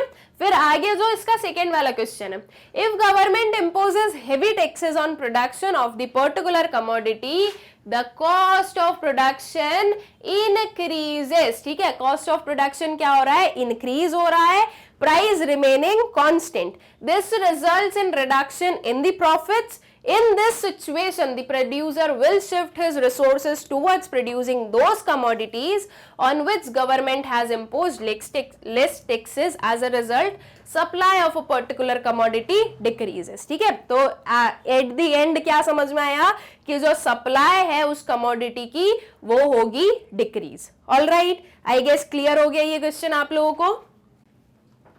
फिर आता है next question, explain any two factor that causes a shift of supply curve. कोई भी दो फैक्टर बताने जिसकी वजह से क्या हो रहा है, सप्लाई कर्व में शिफ्ट हो रहा है, ठीक है। तो सप्लाई कर्व में शिफ्ट मतलब कि प्राइस को छोड़कर, कमोडिटी के ओन प्राइस को छोड़कर किसी भी फैक्टर को हमें लिख देना है, ठीक है। तो ऐसे हमें दो फैक्टर्स बताने हैं। आप दो फैक्टर्स आपकी मर्जी के कोई भी ले सकते हो, जो भी आपको अच्छे से याद हो, कोई प्रॉब्लम नहीं है। मैंने जो फैक्टर्स लिए वो लेने जरूरी नहीं है, ठीक है। तो चलो क्या क्या फैक्टर्स हैं हम वो देख लें। तो फर्स्ट हमने ले लिया है चेंज इन टेक्नोलॉजी, और एक ले लिया है हमने चेंज इन इनपुट प्राइस। इसके अलावा और क्या फैक्टर्स होते हैं, सीजन एंड वेदर में चेंज हो गया है, ठीक है। सब्स्टिट्यूट गुड्स, कॉम्प्लीमेंट्री गुड्स के प्राइसेस में कोई चेंजेस है, प्राइसेस ऑफ रिलेटेड गुड्स वाली चीज हो जाएगी। उसके बाद में कॉस्ट ऑफ प्रोडक्शन, तो यहाँ से आ गया चेंज इन टेक्नोलॉजी, ये आ गई है। इसके अलावा और क्या हो सकता है, चेंज इन ट्रेंड हो सकता है ना। तो ये कुछ जो है आपके क्या आ जाएंगे, कुछ आपके वेरियस फैक्टर्स आ जाएंगे दैट इन्फ्लुएंस द सप्लाई, या फिर हम बोल दें दैट इन्फ्लुएंस या that causes a change, that causes a shift in the supply. तो कुछ भी जो भी आपको अच्छे से याद है, आपको अच्छे से पता है, वो चीज आप यहाँ पर यूज कर लोगे। तो नाउ आंसर लिखते हैं, two factor that cause a shift of supply curve are, first है आपका चेंज इन टेक्नोलॉजी, ठीक है। क्या हो रहा है, चेंज इन टेक्नोलॉजी। अगर टेक्नोलॉजी अपग्रेड हो जाए स्टूडेंट्स, तो उसकी वजह से कॉस्ट ऑफ प्रोडक्शन जो है वो क्या हो जाता है, कॉस्ट ऑफ प्रोडक्शन हो जाता है रिड्यूस। तो जब कॉस्ट ऑफ प्रोडक्शन कम होता है, प्रॉफिट मार्जिन बढ़ता है, हेंस सप्लाई बढ़ती है ना। और अगर वही हम जो है डिग्रेडेड और कोई पुरानी टेक्नोलॉजी पर वर्क कर रहे हैं, तो उसकी वजह से कॉस्ट ऑफ प्रोडक्शन आपका ज्यादा रहता है, ज्यादा कॉस्ट ऑफ प्रोडक्शन की वजह से आपका प्रॉफिट मार्जिन कम है, प्रॉफिट मार्जिन कम है तो प्रोडक्शन कम किया जाएगा, प्रोडक्शन कम किया जाएगा तो अल्टीमेटली क्या होगा, जो सप्लाई है वो भी कम होगी। ठीक है, तो change in technology I guess clear है कि जब आप अपग्रेडेड टेक्नोलॉजी पर जाते हो तो उसकी वजह से कॉस्ट कम होता है और सप्लाई बढ़ जाती है। So technological improvement tends to lower the marginal and average cost of production because better technology facilitates higher output with the same inputs. ठीक है, जो टेक्नोलॉजिकल अब इंप्रूवमेंट है वो क्या कर रहा है, बिकॉज ऑफ टेक्नोलॉजिकल इंप्रूवमेंट जो मार्जिनल और एवरेज कॉस्ट ऑफ प्रोडक्शन है वो कम हो रहा है, और जो बेटर टेक्नोलॉजिकल फैसिलिटीज है उसकी वजह से हायर आउटपुट मिल रहा है सेम इनपुट्स के साथ में। Accordingly producers are willing to supply more at the existing price, this implies a rightward shift in the supply curve and vice versa. ठीक है, अब यहाँ पर ये शॉर्ट आंसर के अंडर आया है तो हमने लिख दिया वाइज वर्सा। अगर यही सेम क्वेश्चन आपसे लॉन्ग आंसर में पूछ लिया जाता तो आप क्या करते, ये जो आपने वाइज वर्सा लिखा है इसकी जगह पर आप इसका जो अपोजिट वाला है वो पूरा एक्सप्लेन कर देते कि अगर आप जो हो कोई आउटडेटेड टेक्नोलॉजी पर वर्क कर रहे हो तो उसकी वजह से कॉस्ट ज्यादा है तो प्रॉफिट कम है तो प्रोडक्शन कम होगा तो सप्लाई कम होगी, ये सारी चीजें, तो वो उस चीज को भी आप क्या कर दोगे, एक्सप्लेन कर दोगे। ठीक है, फिर जो नेक्स्ट वाला है वो क्या है आपका, change in input prices. Input prices में क्या हो रहा है, चेंज हो रहा है। सो इनपुट प्राइस में इंक्रीज और decrease. In case of increase in input price marginal and average cost tend to rise. ठीक है, जो आपका इनपुट प्राइस है वो इंक्रीज भी हो सकता है, डिक्रीज भी हो सकता है, दैट इज जो हमारे रॉ मटेरियल्स एंड ऑल। ठीक है, तो अगर इनपुट प्राइस क्या हो रहा है, इंक्रीज हो रहा है, तो जो आपका मार्जिनल और एवरेज कॉस्ट है वो क्या होगा, राइज होगा। ठीक है, बिकॉज इनपुट प्राइस बढ़ा है तो जो मार्जिनल कॉस्ट है, ठीक, ज्यादा आप प्रोड्यूस करने के लिए अब ज्यादा कॉस्ट इनकर करना पड़ रहा है, accordingly producers will supply less of the commodity at its existing prices. ठीक है, तो जब कॉस्ट इंक्रीज होगा तो एक जो प्रोड्यूसर है वो क्या करेगा, वो लेस सप्लाई करेगा एग्जिस्टिंग प्राइस पर। This implies a leftward shift in the supply curve and vice versa. ठीक है, और ये क्या इंप्लाई करता है, एक लेफ्टवर्ड शिफ्ट, क्योंकि जब सप्लाई कम होगी तो लेफ्टवर्ड शिफ्ट होगा, एंड वाइज वर्सा वाली सिचुएशन कब होगी, जब आपके जो इनपुट प्राइसेस हैं ये डिक्रीज हो जाएंगे। ठीक है, तो इनपुट प्राइसेस डिक्रीज होंगे जिसकी वजह से जो कॉस्ट है वो भी कम होगा, और जब कॉस्ट कम होगा तो एक जो सप्लायर है he will tend to supply more। ठीक है, तो इसकी वजह से फिर क्या होगा, इसकी वजह से जब सप्लाई मोर किया जाएगा, ज्यादा सप्लाई होगी, तो जो आपका कर्व है, जो सप्लाई कर्व है वो राइटवर्ड साइड शिफ्ट हो जाएगा। ठीक, आई गेस क्लियर है ये क्वेश्चन। फिर उसके बाद में नेक्स्ट वाले क्वेश्चन पर आ जाए। अब नेक्स्ट क्वेश्चन है आपका, the market price of a good changes from ₹5 to ₹20. As a result, the quantity supplied by a firm increases by 15 units। क्या बोला जा रहा है, जो मार्केट प्राइस है गुड की वो 5 से 20 गई, दैट मीन्स ये आपकी इनिशियल प्राइस हो जाएगी और 20 क्या हो जाएगी, आपकी न्यू प्राइस। और इसके रिजल्ट में हमें देखने को मिल रहा है कि जो क्वांटिटी सप्लाइड है एक फर्म की वो इंक्रीज हो रही है by 15 unit. So increases by 15 units का मतलब क्या हो गया, ये है आपकी चेंज इन क्वांटिटी सप्लाइड। ठीक है, that is change in Q. The price elasticity of firms supply curve is 0.5। ये क्या है, ये हमारे पास में इलास्टिसिटी ऑफ सप्लाई गिवन है। अब हमें बोला गया है find the initial and final output levels of the firm. हमें फाइंड आउट करना है इनिशियल और final output levels, that is जो हमारी इनिशियल क्वांटिटी सप्लाइड है और जो हमारी फाइनल, या हम बोले कि जो हमारी जो एक Q1 होने वाली, that is final quantity supplied, new quantity supplied जो है वो दोनों हमें करनी होगी फाइंड आउट। कैसे करोगे फाइंड आउट, एकदम सिंपल सी प्रोसेस है। हमें पता है इलास्टिसिटी ऑफ सप्लाई का फॉर्मूला क्या होता है, ES is equals to change in Q divided by change in P multiplied by P divided by Q। ये पर्टिकुलर फॉर्मूला हमें बहुत अच्छे से पता है। अगर हम इलास्टिसिटी ऑफ सप्लाई की बात करें तो ये हमारे पास में गिवन ही है। ओके, तो इलास्टिसिटी ऑफ सप्लाई है आपके पास में, चेंज इन क्यू आपके पास में गिवन है, P आपके पास में गिवन है 5, ये वाला Q जो है ये नहीं है आपके पास में गिवन। और क्या चेंज इन P आपके पास में गिवन है? चेंज इन P को आप फाइंड आउट कैसे करते हो स्टूडेंट्स? चेंज इन P को हम फाइंड आउट करते हैं P1 माइनस P करके। P1 है आपके पास में, P है 20 माइनस 5 15, चेंज इन P भी हमें मिल गया। तो अब इस फॉर्मूले को हम अप्लाई करेंगे, इसे जो है अप्लाई करने से जो हमारे पास में आंसर आएगा वो क्या आ जाएगा आपका Q। दैट इज हमें दो चीजें फाइंड आउट करनी है, एक हमें करना है Q, एक हमें करना है Q1। तो इस पर्टिकुलर फॉर्मूले से हमें क्या मिल जाएगा? हमें अपना जो है Q मिल जाएगा। ठीक, अब इसके बाद में क्या करेंगे? अब हमें Q1 फाइंड आउट करना है। कैसे फाइंड आउट कर सकते हैं? हमें बहुत अच्छे से पता है चेंज इन Q क्या होता है। Change in Q is equals to Q1 minus Q होता है, राइट? ये चीज आपको बहुत अच्छे से पता है। चेंज इन Q आपके पास में 15 यूनिट्स गिवन है, Q1 आपके पास में नहीं पता आपको, और जो ये Q है वो आप यहां से फाइंड आउट कर ही लोगे। ठीक है, लेट से X आया आपका Q, वो आपने फाइंड आउट कर लिया, उसको ले जाकर इधर ऐड कर दोगे, आपके पास में क्या आ जाएगा? Q1 आ जाएगा। ठीक, तो इस वे से आपकी Q1 भी फाइंड आउट हो जाएगी और Q भी आप फाइंड आउट कर लोगे। ओके, सिंपल अपना ये फॉर्मूला वगैरह अप्लाई किया और आपका जो आंसर है वो आपको मिल जाएगा। तो आई गेस कि आप लोगों को अच्छे से क्लियर हो गया है कि क्या प्रोसेस हमें यहाँ पर अप्लाई करनी है और कैसे जो है हम अपनी क्वांटिटी, इनिशियल क्वांटिटी और न्यू क्वांटिटी को कर पाएंगे फाइंड आउट। ठीक है, तो चलो अब जो है इसका प्रॉपर सोल्यूशन देख ले। तो हमने बताया भाई इनिशियल प्राइस है हमारे पास में ₹5, new price that is P1 है हमारे पास में ₹20। अब चेंज इन P निकालना है, that is P1 minus P करना है, तो 20 माइनस 5 किया, ये आ गया आपके पास में 15। चेंज इन P आपका 15 आ गया।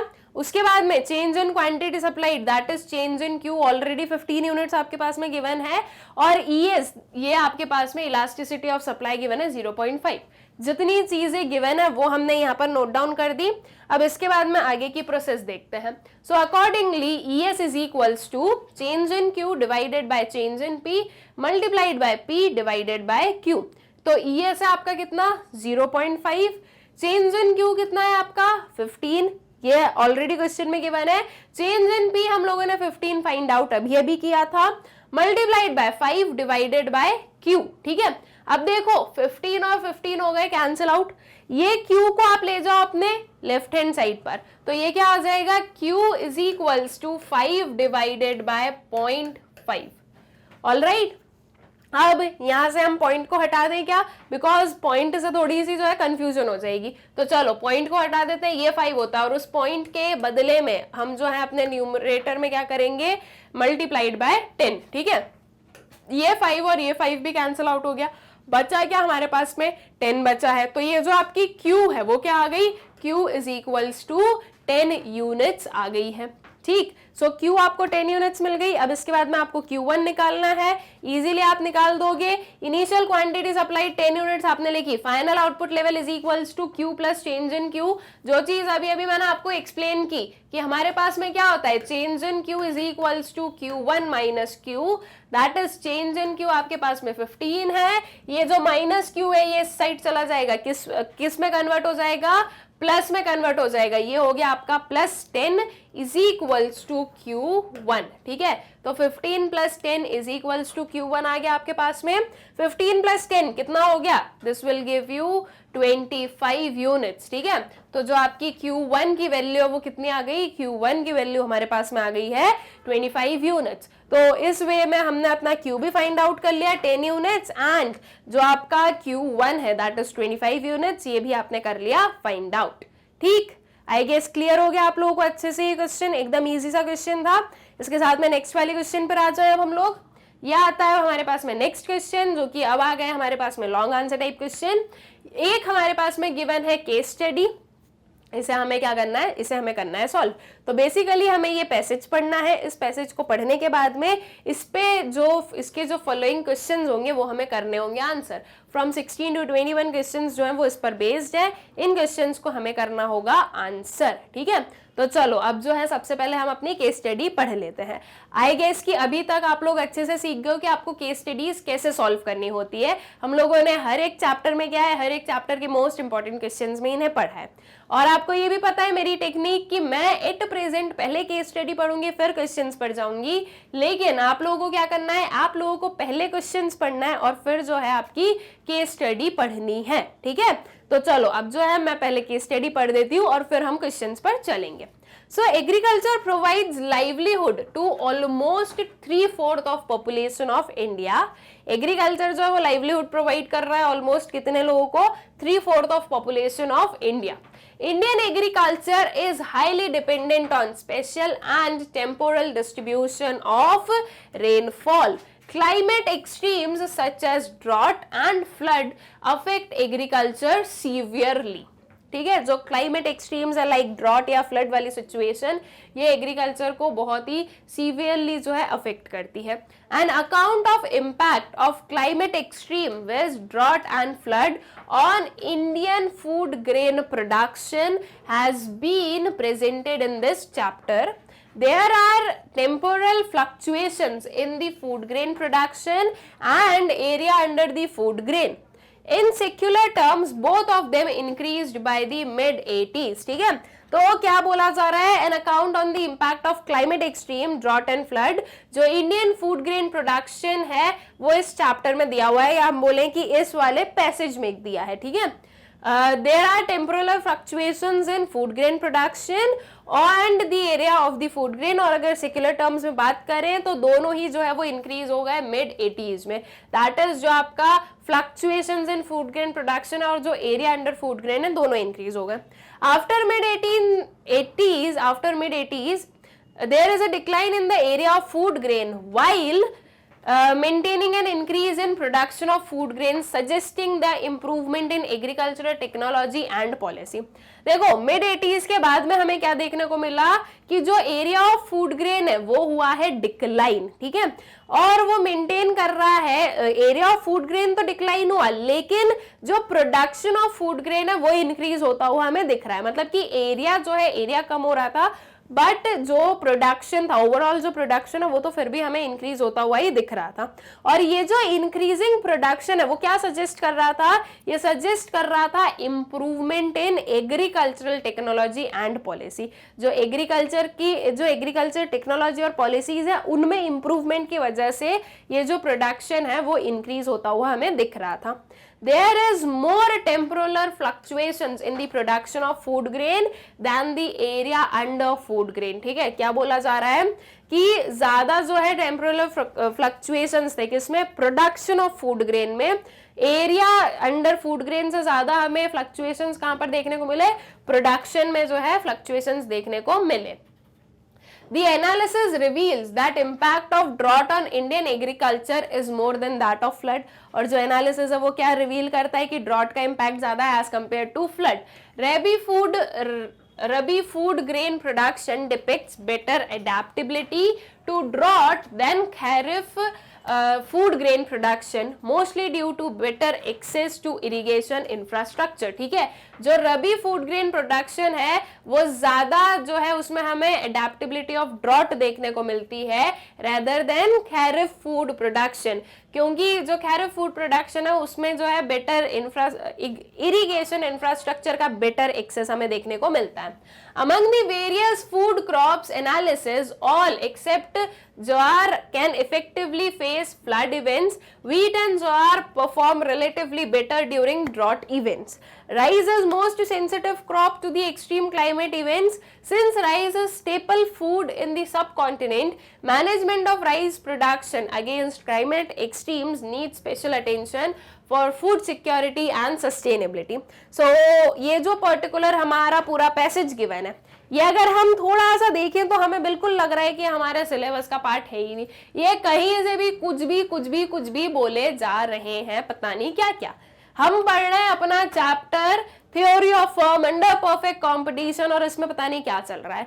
तो देखो ऐसी केस स्टडीज बिल्कुल आ सकती है। मैंने आपको हर एक चैप्टर में जो है चैप्टर से रिलेटेड केस स्टडी दी है। ये इसमें भी हम जो क्वेश्चंस पूछेंगे वो चैप्टर से रिलेटेड है या इस पैसेज पे रिलेटेड है, लेकिन there are almost all possibilities कि आपके पास में कुछ ऐसी केस स्टडीज भी आ जाए जो कि आपको पढ़ के लगेगी कि ये क्या चल रहा है, ये क्या लिखा है, ये क्यों लिखा है, ऐसा कुछ क्यों हमें बोला जा रहा है, ये तो हमने कभी पढ़ा ही नहीं, तो भी आपको जो है आंसर तो करना पड़ेगा, ठीक है। Because as in 12th standard आप लोग ये नहीं बोल सकते कि हमने ये नहीं पढ़ा, हमने वो नहीं पढ़ा, आप ये नहीं दे सकते, वो नहीं दे सकते।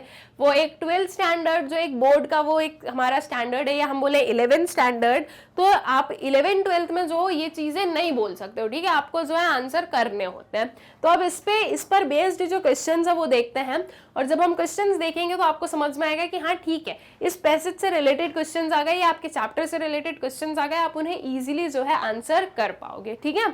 तो चलो क्वेश्चन पर आ जाओ। फर्स्ट वाला क्वेश्चन है हमारा इसमें, मतलब कि क्वेश्चन नंबर 16 जो है वो क्या है, what has caused the increase in supply of food grains. जो फूड ग्रेन्स की सप्लाई है उसमें इंक्रीज कैसे हुआ है, किन वजहों की कारण हुआ है। ऑप्शंस है improvement in technology, increase in production, better agricultural policy, and D is all of the above. क्या टेक्नोलॉजी इंप्रूव हुई? बिल्कुल हुई। क्या प्रोडक्शन इंक्रीज हुआ? यस, प्रोडक्शन भी इंक्रीज हुआ है। और क्या एग्रीकल्चरल पॉलिसी जो है वो अच्छी हुई?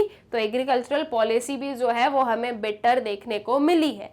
तो इसमें आपका करेक्ट आंसर क्या आएगा? इसमें आपका करेक्ट आंसर होगा your option D, that is all of the above, ठीक है। फिर इसके बाद में नेक्स्ट वाले क्वेश्चन पर आ जाए। अब आते हैं नेक्स्ट क्वेश्चन पर, the contribution of agriculture towards generating employment opportunities is particular passage की फर्स्ट लाइन में लिखा था कि कितना है, तो दैट इज 3/4, 2/3, 1/3 एंड 1/4। एकदम easy answer, that would B 3/4, ठीक है, 3/4 लिखा हुआ है, ये बिल्कुल आपकी फर्स्ट लाइन में क्लियरली डिफाइंड है। तो ये हो गया हमारा आंसर। फिर नेक्स्ट वाला क्वेश्चन है, read the following statement, assertion and reason, choose one of the correct alternatives, ठीक है। ये बेसिकली असर्शन एंड रीजन नहीं है स्टूडेंट्स, जिसमें आपको स्टेटमेंट पढ़नी है और आपको बताना है स्टेटमेंट्स को पढ़ करके क्या दोनों स्टेटमेंट्स ट्रू है, दोनों स्टेटमेंट फॉल है, statement 1 is true but statement 2 is false, and statement 2 is true but statement 1 is false. तो इन 4 ऑप्शंस में से आपको जो है आपका करेक्ट आंसर बताना होगा। तो आपकी जो स्टेटमेंट 1 है वो क्या है, till the mid 80s in secular terms there was increase in production of food grain and the area under the food grain। और स्टेटमेंट 2 लिखी है, after mid 80s area under food grain increased. तो अब इसमें से कौन सी statement true है, कौन सी फॉल्स है? देखो, अगर हम स्टेटमेंट 1 की बात करें तो ये चीज हमने पढ़ी है कि हाँ सेक्युलर टर्म्स के अकॉर्डिंग जो एरिया और फूड ग्रेन का प्रोडक्शन दोनों ही जो है दोनों इंक्रीज हुआ है। क्या ये चीज हमने पढ़ी? यस, ये ऐसा वहां पर लिखा हुआ था, दिस इज ट्रू। लेकिन आफ्टर मिड 80s क्या बोल रहे हैं, area under food grain increase. Area increase हुआ था या डिक्रीज हुआ था? एरिया हमने देखा था कि एरिया डिक्रीज हो रहा है, बट फिर भी जो है आपका प्रोडक्शन इंक्रीज हो रहा था, ठीक है। सो दैट मीन्स ये वाली जो स्टेटमेंट है क्या है, फॉल्स है। तो आपका करेक्ट आंसर क्या होगा, your option C, statement 1 is true but statement 2 is false. All right, I guess clear हो गया आप लोगों को क्वेश्चन कि कैसे हमने इसे एक्सप्लेन किया है या हमने कैसे बताया क्या ट्रू है फॉल्स है। एकदम सीधा सीधा ये आपके पैसेज में गिवन है, पैसेज से उठाकर आपको बताना है कि क्या चीज ट्रू है और क्या चीज फॉल्स है, ठीक है। तो आपका जो इसमें करेक्ट आंसर है वो क्या है, और option C, that is statement 1 is true but statement 2 is false. फिर आ जाओ नेक्स्ट वाले क्वेश्चन पर। अब आते हैं आपके पास में असर्शन और रीजन बेस्ड ये क्वेश्चन है, पढ़ते हैं क्या है। So assertion given है, according to certain analysis, the impact of flood on Indian agriculture is more than that of drought। और आपका रीजन दिया हुआ है, due to better access to irrigation infrastructure, rabi food grain production depicts better adaptability to drought than kharif food grain production. ना आपको करना क्या है, आपको बताना है कि ट्रू है कौन सी चीज है, फॉल्स कौन सी चीज है, पहले ये डिटरमाइन करना है। उसके बाद में अगर दोनों ट्रू है तो फिर हमें देखना होगा कि क्या ये जो रीजन है ये आपके असर्शन का करेक्ट एक्सप्लेनेशन है या नहीं है। अब देखो, बहुत ही क्लियरली जो है स्टूडेंट्स, ये आपके जो पैसेज है उसमें गिवन है, यहाँ पर लिखा गया है कि the impact of flood on Indian agriculture is more than that of drought. लेकिन हमने जो अपने पैसेज में पढ़ा उसमें ये पढ़ा है कि ड्रॉट का इंपैक्ट ज्यादा है एज कंपेयर टू फ्लड। तो इसलिए आपका जो असर्शन है ये क्या बनता है, असर्शन आपका बनता है फॉल्स, ठीक है। और वही हम रीजन बोले तो रीजन बोल रहा है कि due to better access to irrigation infrastructure rabi food grain production depicts better adaptability to drought than kharif food grain production. As it a statement आपके पैसेज में गिवन है, बिल्कुल गिवन है, तो इसलिए ये क्या है हमारी ट्रू है। तो आपका करेक्ट आंसर क्या होगा, your option D, that is assertion is false but reason is true. अब देखो इसीलिए मैं बोलती हूँ कि पहले क्वेश्चन पढ़ो फिर पैसेज पढ़ो, क्योंकि अगर आपने ये क्वेश्चन पढ़े हैं तो जब आप पैसेज पढ़ोगे तो आपके माइंड में वहीं पर सडनली जो है वो टिक करेगा कि हाँ भाई ये अभी अभी इस क्वेश्चन में है, तो इस क्वेश्चन का जो आंसर है वो हमें यहाँ से मिलेगा। अदरवाइज क्या होगा, आप पूरा पैसेज पढ़ लोगे फिर क्वेश्चन पढ़ोगे, तो जब आप क्वेश्चन पढ़ोगे तो आपको पूरा पैसेज फिर से पढ़ना पड़ेगा। इसलिए ये जो फिर से पढ़ने वाली चीज है इसे अवॉइड करने के लिए हमें क्या करना है, हमें पहले क्वेश्चन पढ़ना है, फिर हमें जो है अपने पैसेज को पढ़ना होगा, ठीक है। तो इसका करेक्ट आंसर बनता है और option D, that is A is false but R is true, ठीक है। फिर आता है नेक्स्ट वाला क्वेश्चन हमारा, which among the following factors affect the supply of food grain production? इनमें से कौन से फैक्टर्स हैं जो कि supply of food grain production को करते हैं अफेक्ट? ऑप्शंस है आपके पास में, कॉस्ट ऑफ फर्टिलाइजेशन, बी है बेटर इरिगेशन फैसिलिटीज, सी है use of agricultural tools and और instruments, and D is all of the above. आपको बताना है factors affecting the supply of food grain, ठीक है। तो कॉस्ट ऑफ फर्टिलाइजेशन, क्या कॉस्ट है फर्टिलाइजेशन की, क्या ये अफेक्ट करेगा सप्लाई को? बिल्कुल करेगा। देखो अगर ये कॉस्ट कम होगा तो एक प्रॉफिट मार्जिन जो है एक फार्मर का वो क्या होगा, इंक्रीज हो जाएगा। तो जब प्रॉफिट मार्जिन इंक्रीज होगा तो सप्लाई भी क्या कर दी जाएगी, इंक्रीज कर दी जाएगी, है ना। तो कॉस्ट ऑफ फर्टिलाइजेशन बिल्कुल जो है अफेक्ट करता है। अगर वही कॉस्ट कम, जो आपका कॉस्ट है वो बढ़ जाए तो उसकी वजह से प्रॉफिट मार्जिन कम हो जाएगा और सप्लाई भी कम होगी। फिर सेकेंड वाला आता है बेटर इरिगेशन फैसिलिटीज। अगर प्रॉपर बेटर इरिगेशन फैसिलिटीज है तो बेटर प्रोडक्शन किया जा सकता है, बिल्कुल सही चीज है।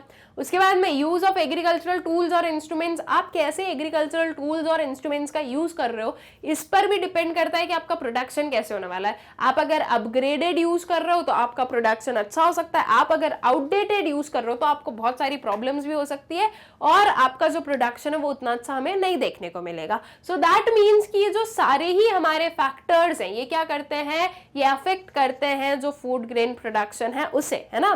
तो आपका करेक्ट आंसर क्या बनेगा, your option D, that is all of the above, ठीक। आई गेस क्लियर हो गई क्वेश्चन आप लोगों को अच्छे से कि इसका करेक्ट आंसर क्या आ गया। इसका करेक्ट आंसर आ गया है आपका जो ऑप्शन डी है, that is all of the above, ठीक। फिर उसके बाद में नेक्स्ट वाले क्वेश्चन पर आ जाओ। It required a lot of water and hot weather to grow the dash crops. Lot of water और hot weather कौन से crops के लिए required है? रबी, खैरिफ, both A and B and none of the above। बहुत ही सिंपल इसका answer होगा, that would be your option B, kharif crops, ठीक है। रबी क्रॉप्स आपके विंटर सीजन वाली क्रॉप्स होती है। ऑल राइट, तो आई गेस कि ये क्वेश्चन भी क्लियर है। सो विद दिस हम लोगों ने जो हमारी केस स्टडी पर बेस्ड जो क्वेश्चन थे ये कंप्लीट किए, ठीक है। आई होप सो कि केस स्टडी वाली जो हमारे सारे क्वेश्चन है 16 to 21 आप लोगों को अच्छे से क्लियर हो गए हैं और ये जो केस स्टडी है ये भी हो गई है अच्छे से क्लियर, ठीक है। फिर आता है next question, examine the effect of fall in the own price of good eggs and rise in tax rate on good eggs on the supply curve, use diagrams. हमारे पास में दो जो है कंडीशंस दी है कि fall in the own price of good eggs, ठीक है। तो उसका जो है हमें क्या करना है, उसका इफेक्ट हमें बताना है किस पर, सप्लाई कर्व पर क्या होगा। और एक है आपका rise in tax rate of good eggs. अब फर्स्ट वाले की बात करें तो देखो यहाँ पर क्या है, ओन प्राइस में चेंज हुआ है। तो ओन प्राइस में चेंज हुआ है इसका मतलब कि हमें सप्लाई कर्व में क्या देखने को मिलेगा, मूवमेंट देखने को मिलेगा along the same supply curve, ठीक है। इसमें सप्लाई कर्व चेंज नहीं होगा, वही रहेगा, बस उसमें हम अपवर्ड या डाउनवर्ड मूवमेंट देखेंगे। अब बात आती है कि हो क्या रहा है, फॉल हो रहा है, राइज हो रहा है। तो यहां से हमें देखने को मिल रहा है कि जो आपका गुड एक्स है उसका प्राइस हो रहा है फॉल। एज प्राइस फॉल हो रहा है एंड हमें पता है कि सप्लाई और प्राइस में कैसा रिलेशन होता है, डायरेक्ट रिलेशन होता है, ठीक है। तो ये जो प्राइस फॉल हो रहा है तो इसकी वजह से जो सप्लाई है वो भी होगी फॉल, है ना, सप्लाई भी क्या होने वाली है, फॉल होने वाली है। दैट मीन्स मूवमेंट में हम क्या बोलेंगे कि आपका जो सप्लाई कर्व है उसमें हमें कंट्रैक्शन देखने को मिलेगा, या फिर हम बोलेंगे कि दी सप्लाई कर्व विल कंट्रैक्ट, ठीक है। सो that means same supply curve में क्या होगा, एक आपको डाउनवर्ड मूवमेंट देखने को मिलेगा, है ना। ये आपका सप्लाई कर्व है, इसमें आपको अपवर्ड मूवमेंट देखने को मिला, डाउनवर्ड देखने को मिला, क्योंकि यहां पर आपकी कम quantity supplied as compare to here, है ना। तो एक डाउनवर्ड मूवमेंट हमें देखने को मिलेगा। तो चलो इसका जो आंसर है वो देख लो किस वे से आपको प्रॉपरली लिखना है, और ये आपका आ जाएगा डायग्राम। इसमें आप लोग देख रहे हो कि प्राइस जो है वो 20 से कहाँ आ गया, 10 आ गया। तो ये जो 20 से 10 आया है इसकी वजह से जो क्वांटिटी सप्लाइड है वो 200 से कहाँ आ गई है, 100 आ गई है। पहले आपकी ये सप्लाई थी, अब वो डाउनवर्ड की साइड कॉन्ट्रैक्ट होते हुए आपकी न्यू सप्लाई यहाँ पर आ गई है, ठीक है। तो ये हो जाता है हमारा जो सप्लाई कर्व है ये, जो कि आई गेस आप लोगों को क्लियर है, और इसको आप कैसे लिखने वाले हो वो देख लो। When there is a fall in the own price of good X, it will lead to contraction in supply. Contraction in supply occurs when, other things being equal, quantity supplied of a commodity decreases due to fall in its own price. ठीक है, following diagram illustrates this. तो ये आ गया आपका following diagram. All right, I guess clear है आप लोगों को, अच्छे से मैंने बता ही दिया है। अब जो सेकेंड वाला है that is rise in tax rate of good x, ठीक है। जो टैक्स रेट में राइज है तो इसका मतलब कि टैक्स बढ़ा है तो कॉस्ट बढ़ गया, कॉस्ट बढ़ गया तो अब क्या होगा, सप्लाई कम हो जाएगी, और ये टैक्स है, ठीक है, दैट इज प्राइस के अलावा दूसरे फैक्टर्स हैं। सो इट मीन्स कि अब जो है आपका क्या होगा, अब जो आपका सप्लाई कर्व है वो लेफ्टवर्ड शिफ्ट हो जाएगा, ठीक है। तो इसका जो है आपका कर्व कुछ ये बन जाएगा, जिसमें आप देखोगे कि आपका इनिशियल सप्लाई कर्व ये है, फिर ये लेफ्टवर्ड शिफ्ट हुआ एट दी सेम प्राइस, 200 से 100 हमारी जो है सप्लाई हो गई है, ठीक है। तो ये आपका S1 जो है ये आपको न्यू सप्लाई कर्व मिला। ऑलराइट, तो ये एक लेफ्टवर्ड शिफ्ट हमें देखने को मिला है due to increase in tax rate, ठीक है। So increase in taxes raises the cost of production and thus reduces the supply due to lower profit margin, ठीक है। जो इंक्रीज इन टैक्सेस है उसकी वजह से जो कॉस्ट ऑफ प्रोडक्शन है वो बढ़ जाता है, और इसकी वजह से जो सप्लाई है वो होती है reduce due to lower profit margin. The supply curve shift towards the left from SS to S1 as shown in the following diagram, ठीक है। तो आई गेस कि ये चीज भी आप लोगों को अच्छे से क्लियर है। फिर नेक्स्ट वाले क्वेश्चन पर आओ। अब नेक्स्ट क्वेश्चन क्या है, using diagrams explain various degrees of price elasticity of supply. जो various degrees of price elasticity of supply है वो हमें एक्सप्लेन करनी है with the help of various diagram. अब डिग्रीज क्या होती है, परफेक्टली इलास्टिक सप्लाई, ठीक है। देन उसके बाद में आता है more than unit elastic supply, या फिर हाईली इलास्टिक सप्लाई भी आप उसे बोल सकते हो।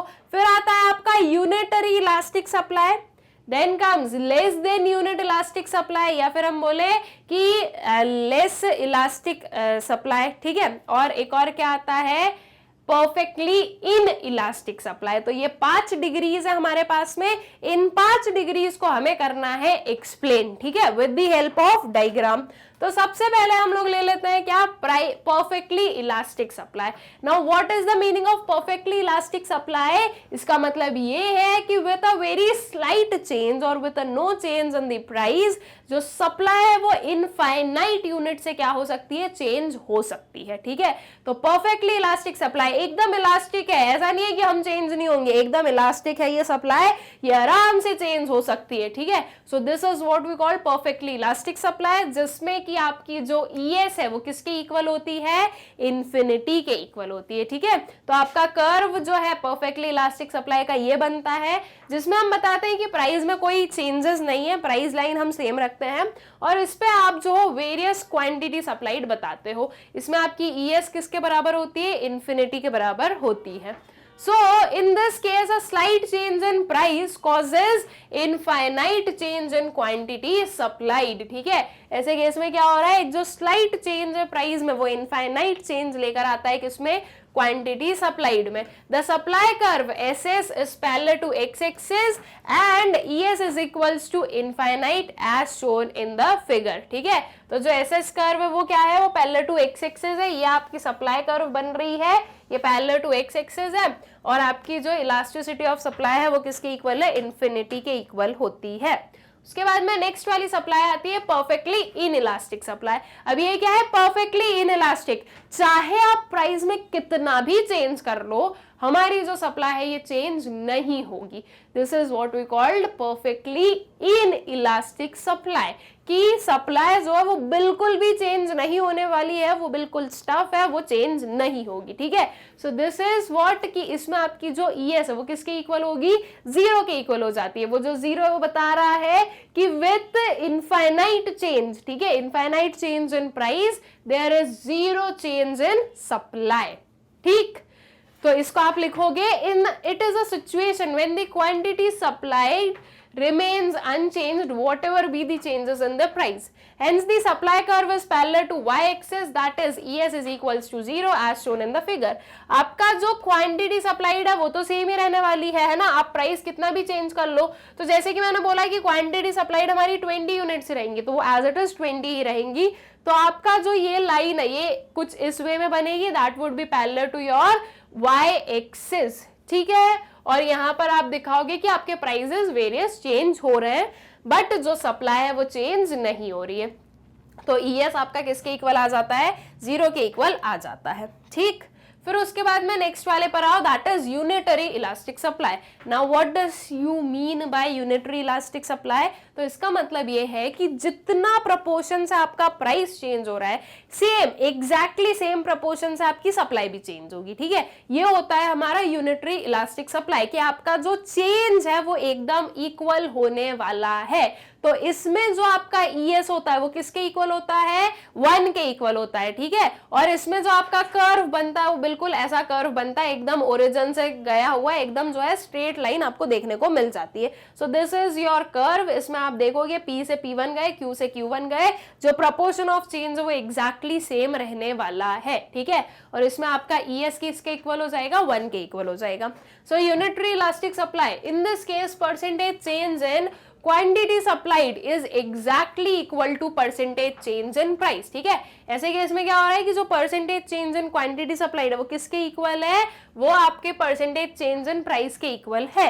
सो hence the supply curve is a straight line originating from the origin and sloping upward and ES is equals to 1 as shown in the figure, ठीक है। तो ऐसे केस में अब क्या हुआ कि जो परसेंटेज चेंज है, या हम बोलें कि जो यूनिटरी इलास्टिक सप्लाई है उसमें हम क्या बोलते हैं कि जो percentage change in quantity supplied है वो परसेंटेज चेंज इन प्राइस के इक्वल होती है। अगर प्राइस 20% से बढ़ रहा है तो क्वांटिटी सप्लाइड भी 20% से ही बढ़ेगी, ठीक है। या फिर आप इस 20 की जगह पर कोई भी नंबर ले सकते हो। सो ये होती है हमारी यूनिटरी इलास्टिक सप्लाई। फिर उसके बाद में आता है नेक्स्ट वाला, more than unitary elastic supply. More than unitary elastic supply क्या हो जाएगा, ईएस इज मोर देन 1, ठीक है। इसमें ये समझ में आता है, इसमें हम ये बोलते हैं कि जो आपकी सप्लाई में चेंज है, जो परसेंटेज चेंज इन सप्लाई है, that would be more than percentage change in price, ठीक है। ये होता है आपका ईएस इज मोर देन 1। ये मोर देन का साइन इस साइड है तो ये समझ लो कि अच्छा भाई सप्लाई में ज्यादा चेंज है एज कंपेयर टू प्राइस, ठीक है। सो मोर देन यूनिटरी इलास्टिक जो आपका सप्लाई कर्व बनता है वो कुछ ये बनता है, कुछ इस वे से बनता है, जो कि स्टार्ट होता है आपका यहां से, ठीक है, आपके वाई एक्सिस से। एंड ये थोड़ा सा जो हम देखेंगे कि स्लैंटिंग बनता है। अगर आप अभी इसके बाद में हम जो है लेस देन यूनिटरी देखेंगे तो वो आपके वाई एक्सिस के साइड ज्यादा टिल्टेड रहेगा, और ये वाला जो कर्व होता है ये आपके एक्स एक्सिस के साइड भी आपको जो है टिल्टेड दिखता है, ठीक है। तो ये आपका स्टार्ट होता है फ्रॉम दी वाई एक्सिस, ठीक। अब इसको आपको लिखना कैसे, so in this situation percentage change in quantity supplied is greater than the percentage change in price and upward sloping straight line supply curve originates from Y axis and ES is more than 1 as shown in the figure, ठीक है।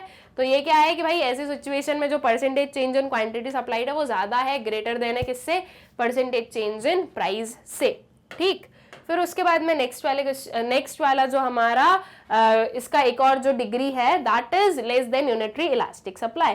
अब ये जो less than unitary elastic supply है ये basically आपको क्या बता रही है कि ES इज लेस देन 1 वाली सिचुएशन है ये वाली, इसमें हम ये बोलेंगे कि जो परसेंटेज चेंज इन सप्लाई है that is less than percentage change in price. ठीक है, तो ES इज लेस देन 1 आपको बताता है कि आपका प्राइस ज्यादा प्रोपोर्शन से चेंज हो रहा है as compare to the supply. ठीक है, so in this situation percentage change in quantity supplied is less than percentage change in price. An upward sloping straight line supply curve originates from x-axis and ES is less than 1 as shown in the figure. ठीक है, तो ऐसे case में ये जो आपका supply curve है ये एक्स एक्सिस से होता है ओरिजिनेट और ये आपको एक अपवर्ड स्लोपिंग ग्राफ ही मिलेगा, कर्व मिलेगा। ठीक है, बस ये स्टार्ट कहां से होगा, ये एक्स एक्सिस से जो है स्टार्ट होता है। ऑल राइट, तो ये बन जाता है हमारा less than unitary elastic supply. I guess clearly समझ में आ गया आप लोगों को, ये आपके ये जो वेरियस डिग्रीज ऑफ सप्लाई है, आई गेस ये जो वेरियस डिग्रीज ऑफ सप्लाई है आप लोगों को हो गई है अच्छे से क्लियर। ठीक है, अब इसके बाद में नेक्स्ट वाले क्वेश्चन पर हम लोग चल सकते हैं। तो अब आता है नेक्स्ट क्वेश्चन, कुछ ये क्वेश्चन है हमारे सामने, एक न्यूमेरिकल बेस्ड क्वेश्चन है, देखते हैं क्या है।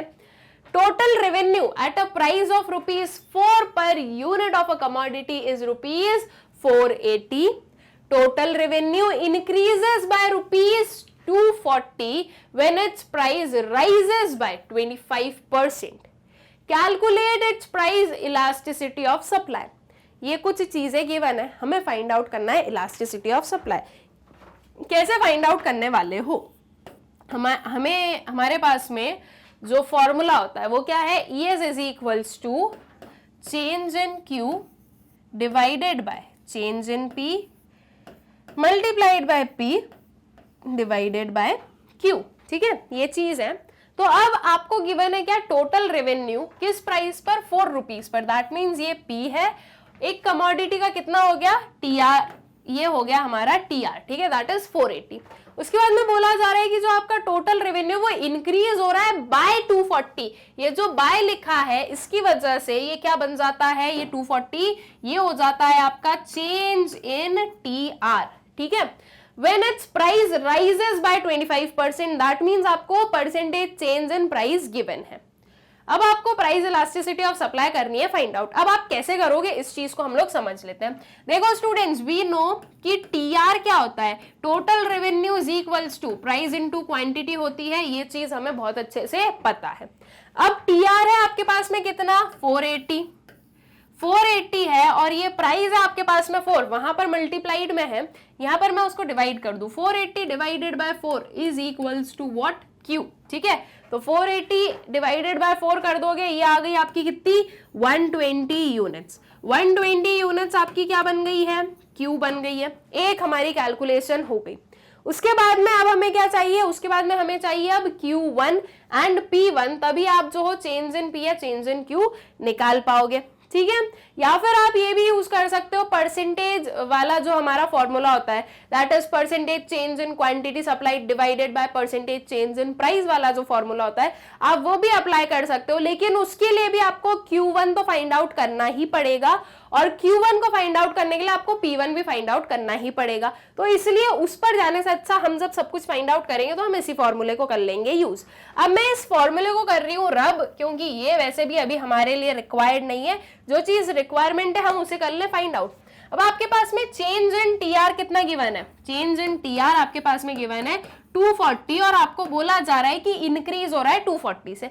सो दैट मीन्स अगर मुझे TR1 निकालना है स्टूडेंट्स, तो मैं क्या करूंगी, इस 240 में मैं ऐड कर दूंगी ये जो हमारा 480 है ये, तो ये कितना हो जाएगा, दैट विल गिव यू 720। ठीक है, तो आपका जो TR1 है ये बन जाता है 720।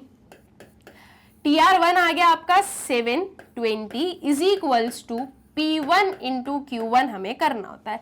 Q1 तो हमें मिल नहीं सकता, P1 हम कर सकते हैं फाइंड आउट। यहाँ पर गिवन है कि प्राइस राइज हो रहा है 25% से, दैट मीन्स कि हमें क्या करना है, 4 में 4 जो हमारा इनिशियल प्राइस है, इसमें हमें 4 का जो 25% है इसे ऐड कर देना है, ठीक है। आपको सिर्फ और सिर्फ 4 का 25% नहीं निकालना है, 4 का जो 25% निकलेगा वो तो आपका चेंज इन पी है।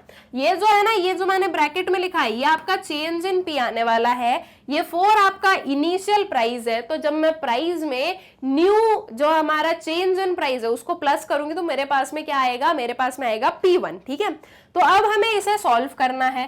कर लो भाई इसे सॉल्व, बहुत ही इजी है इसको सॉल्व करना। देखो ये बिल्कुल जो है ना कैंसल आउट हो जाएगा सब कुछ, आप इसको उसी वे से ले लो। ये आ जाता है हमारा 4, 2 into 2 will give you 4 and 2 into 50 will give you what, 100।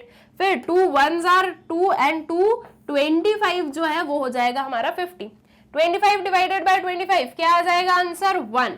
So that means आपका जो चेंज इन पी है, ये इसको पूरे को सॉल्व करके आपको 1 मिला है। तो यहां पर आप क्या करने वाले हो, आप करने वाले हो 4 + 1 दैट विल गिव यू 5।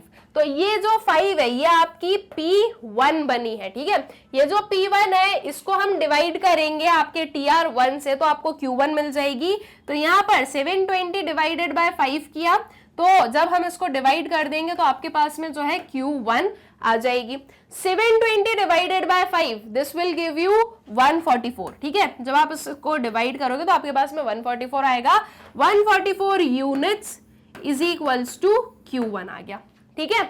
अब देखो Q है 120 यूनिट्स, Q1 है आपके पास में कितना, 144 यूनिट्स। उसके बाद में आपके पास में जो P1 है वो है आपका कितना, 5 rupees is equals to P1 given है, और P जो है वो हमारे पास में गिवन है 4 रुपीज का।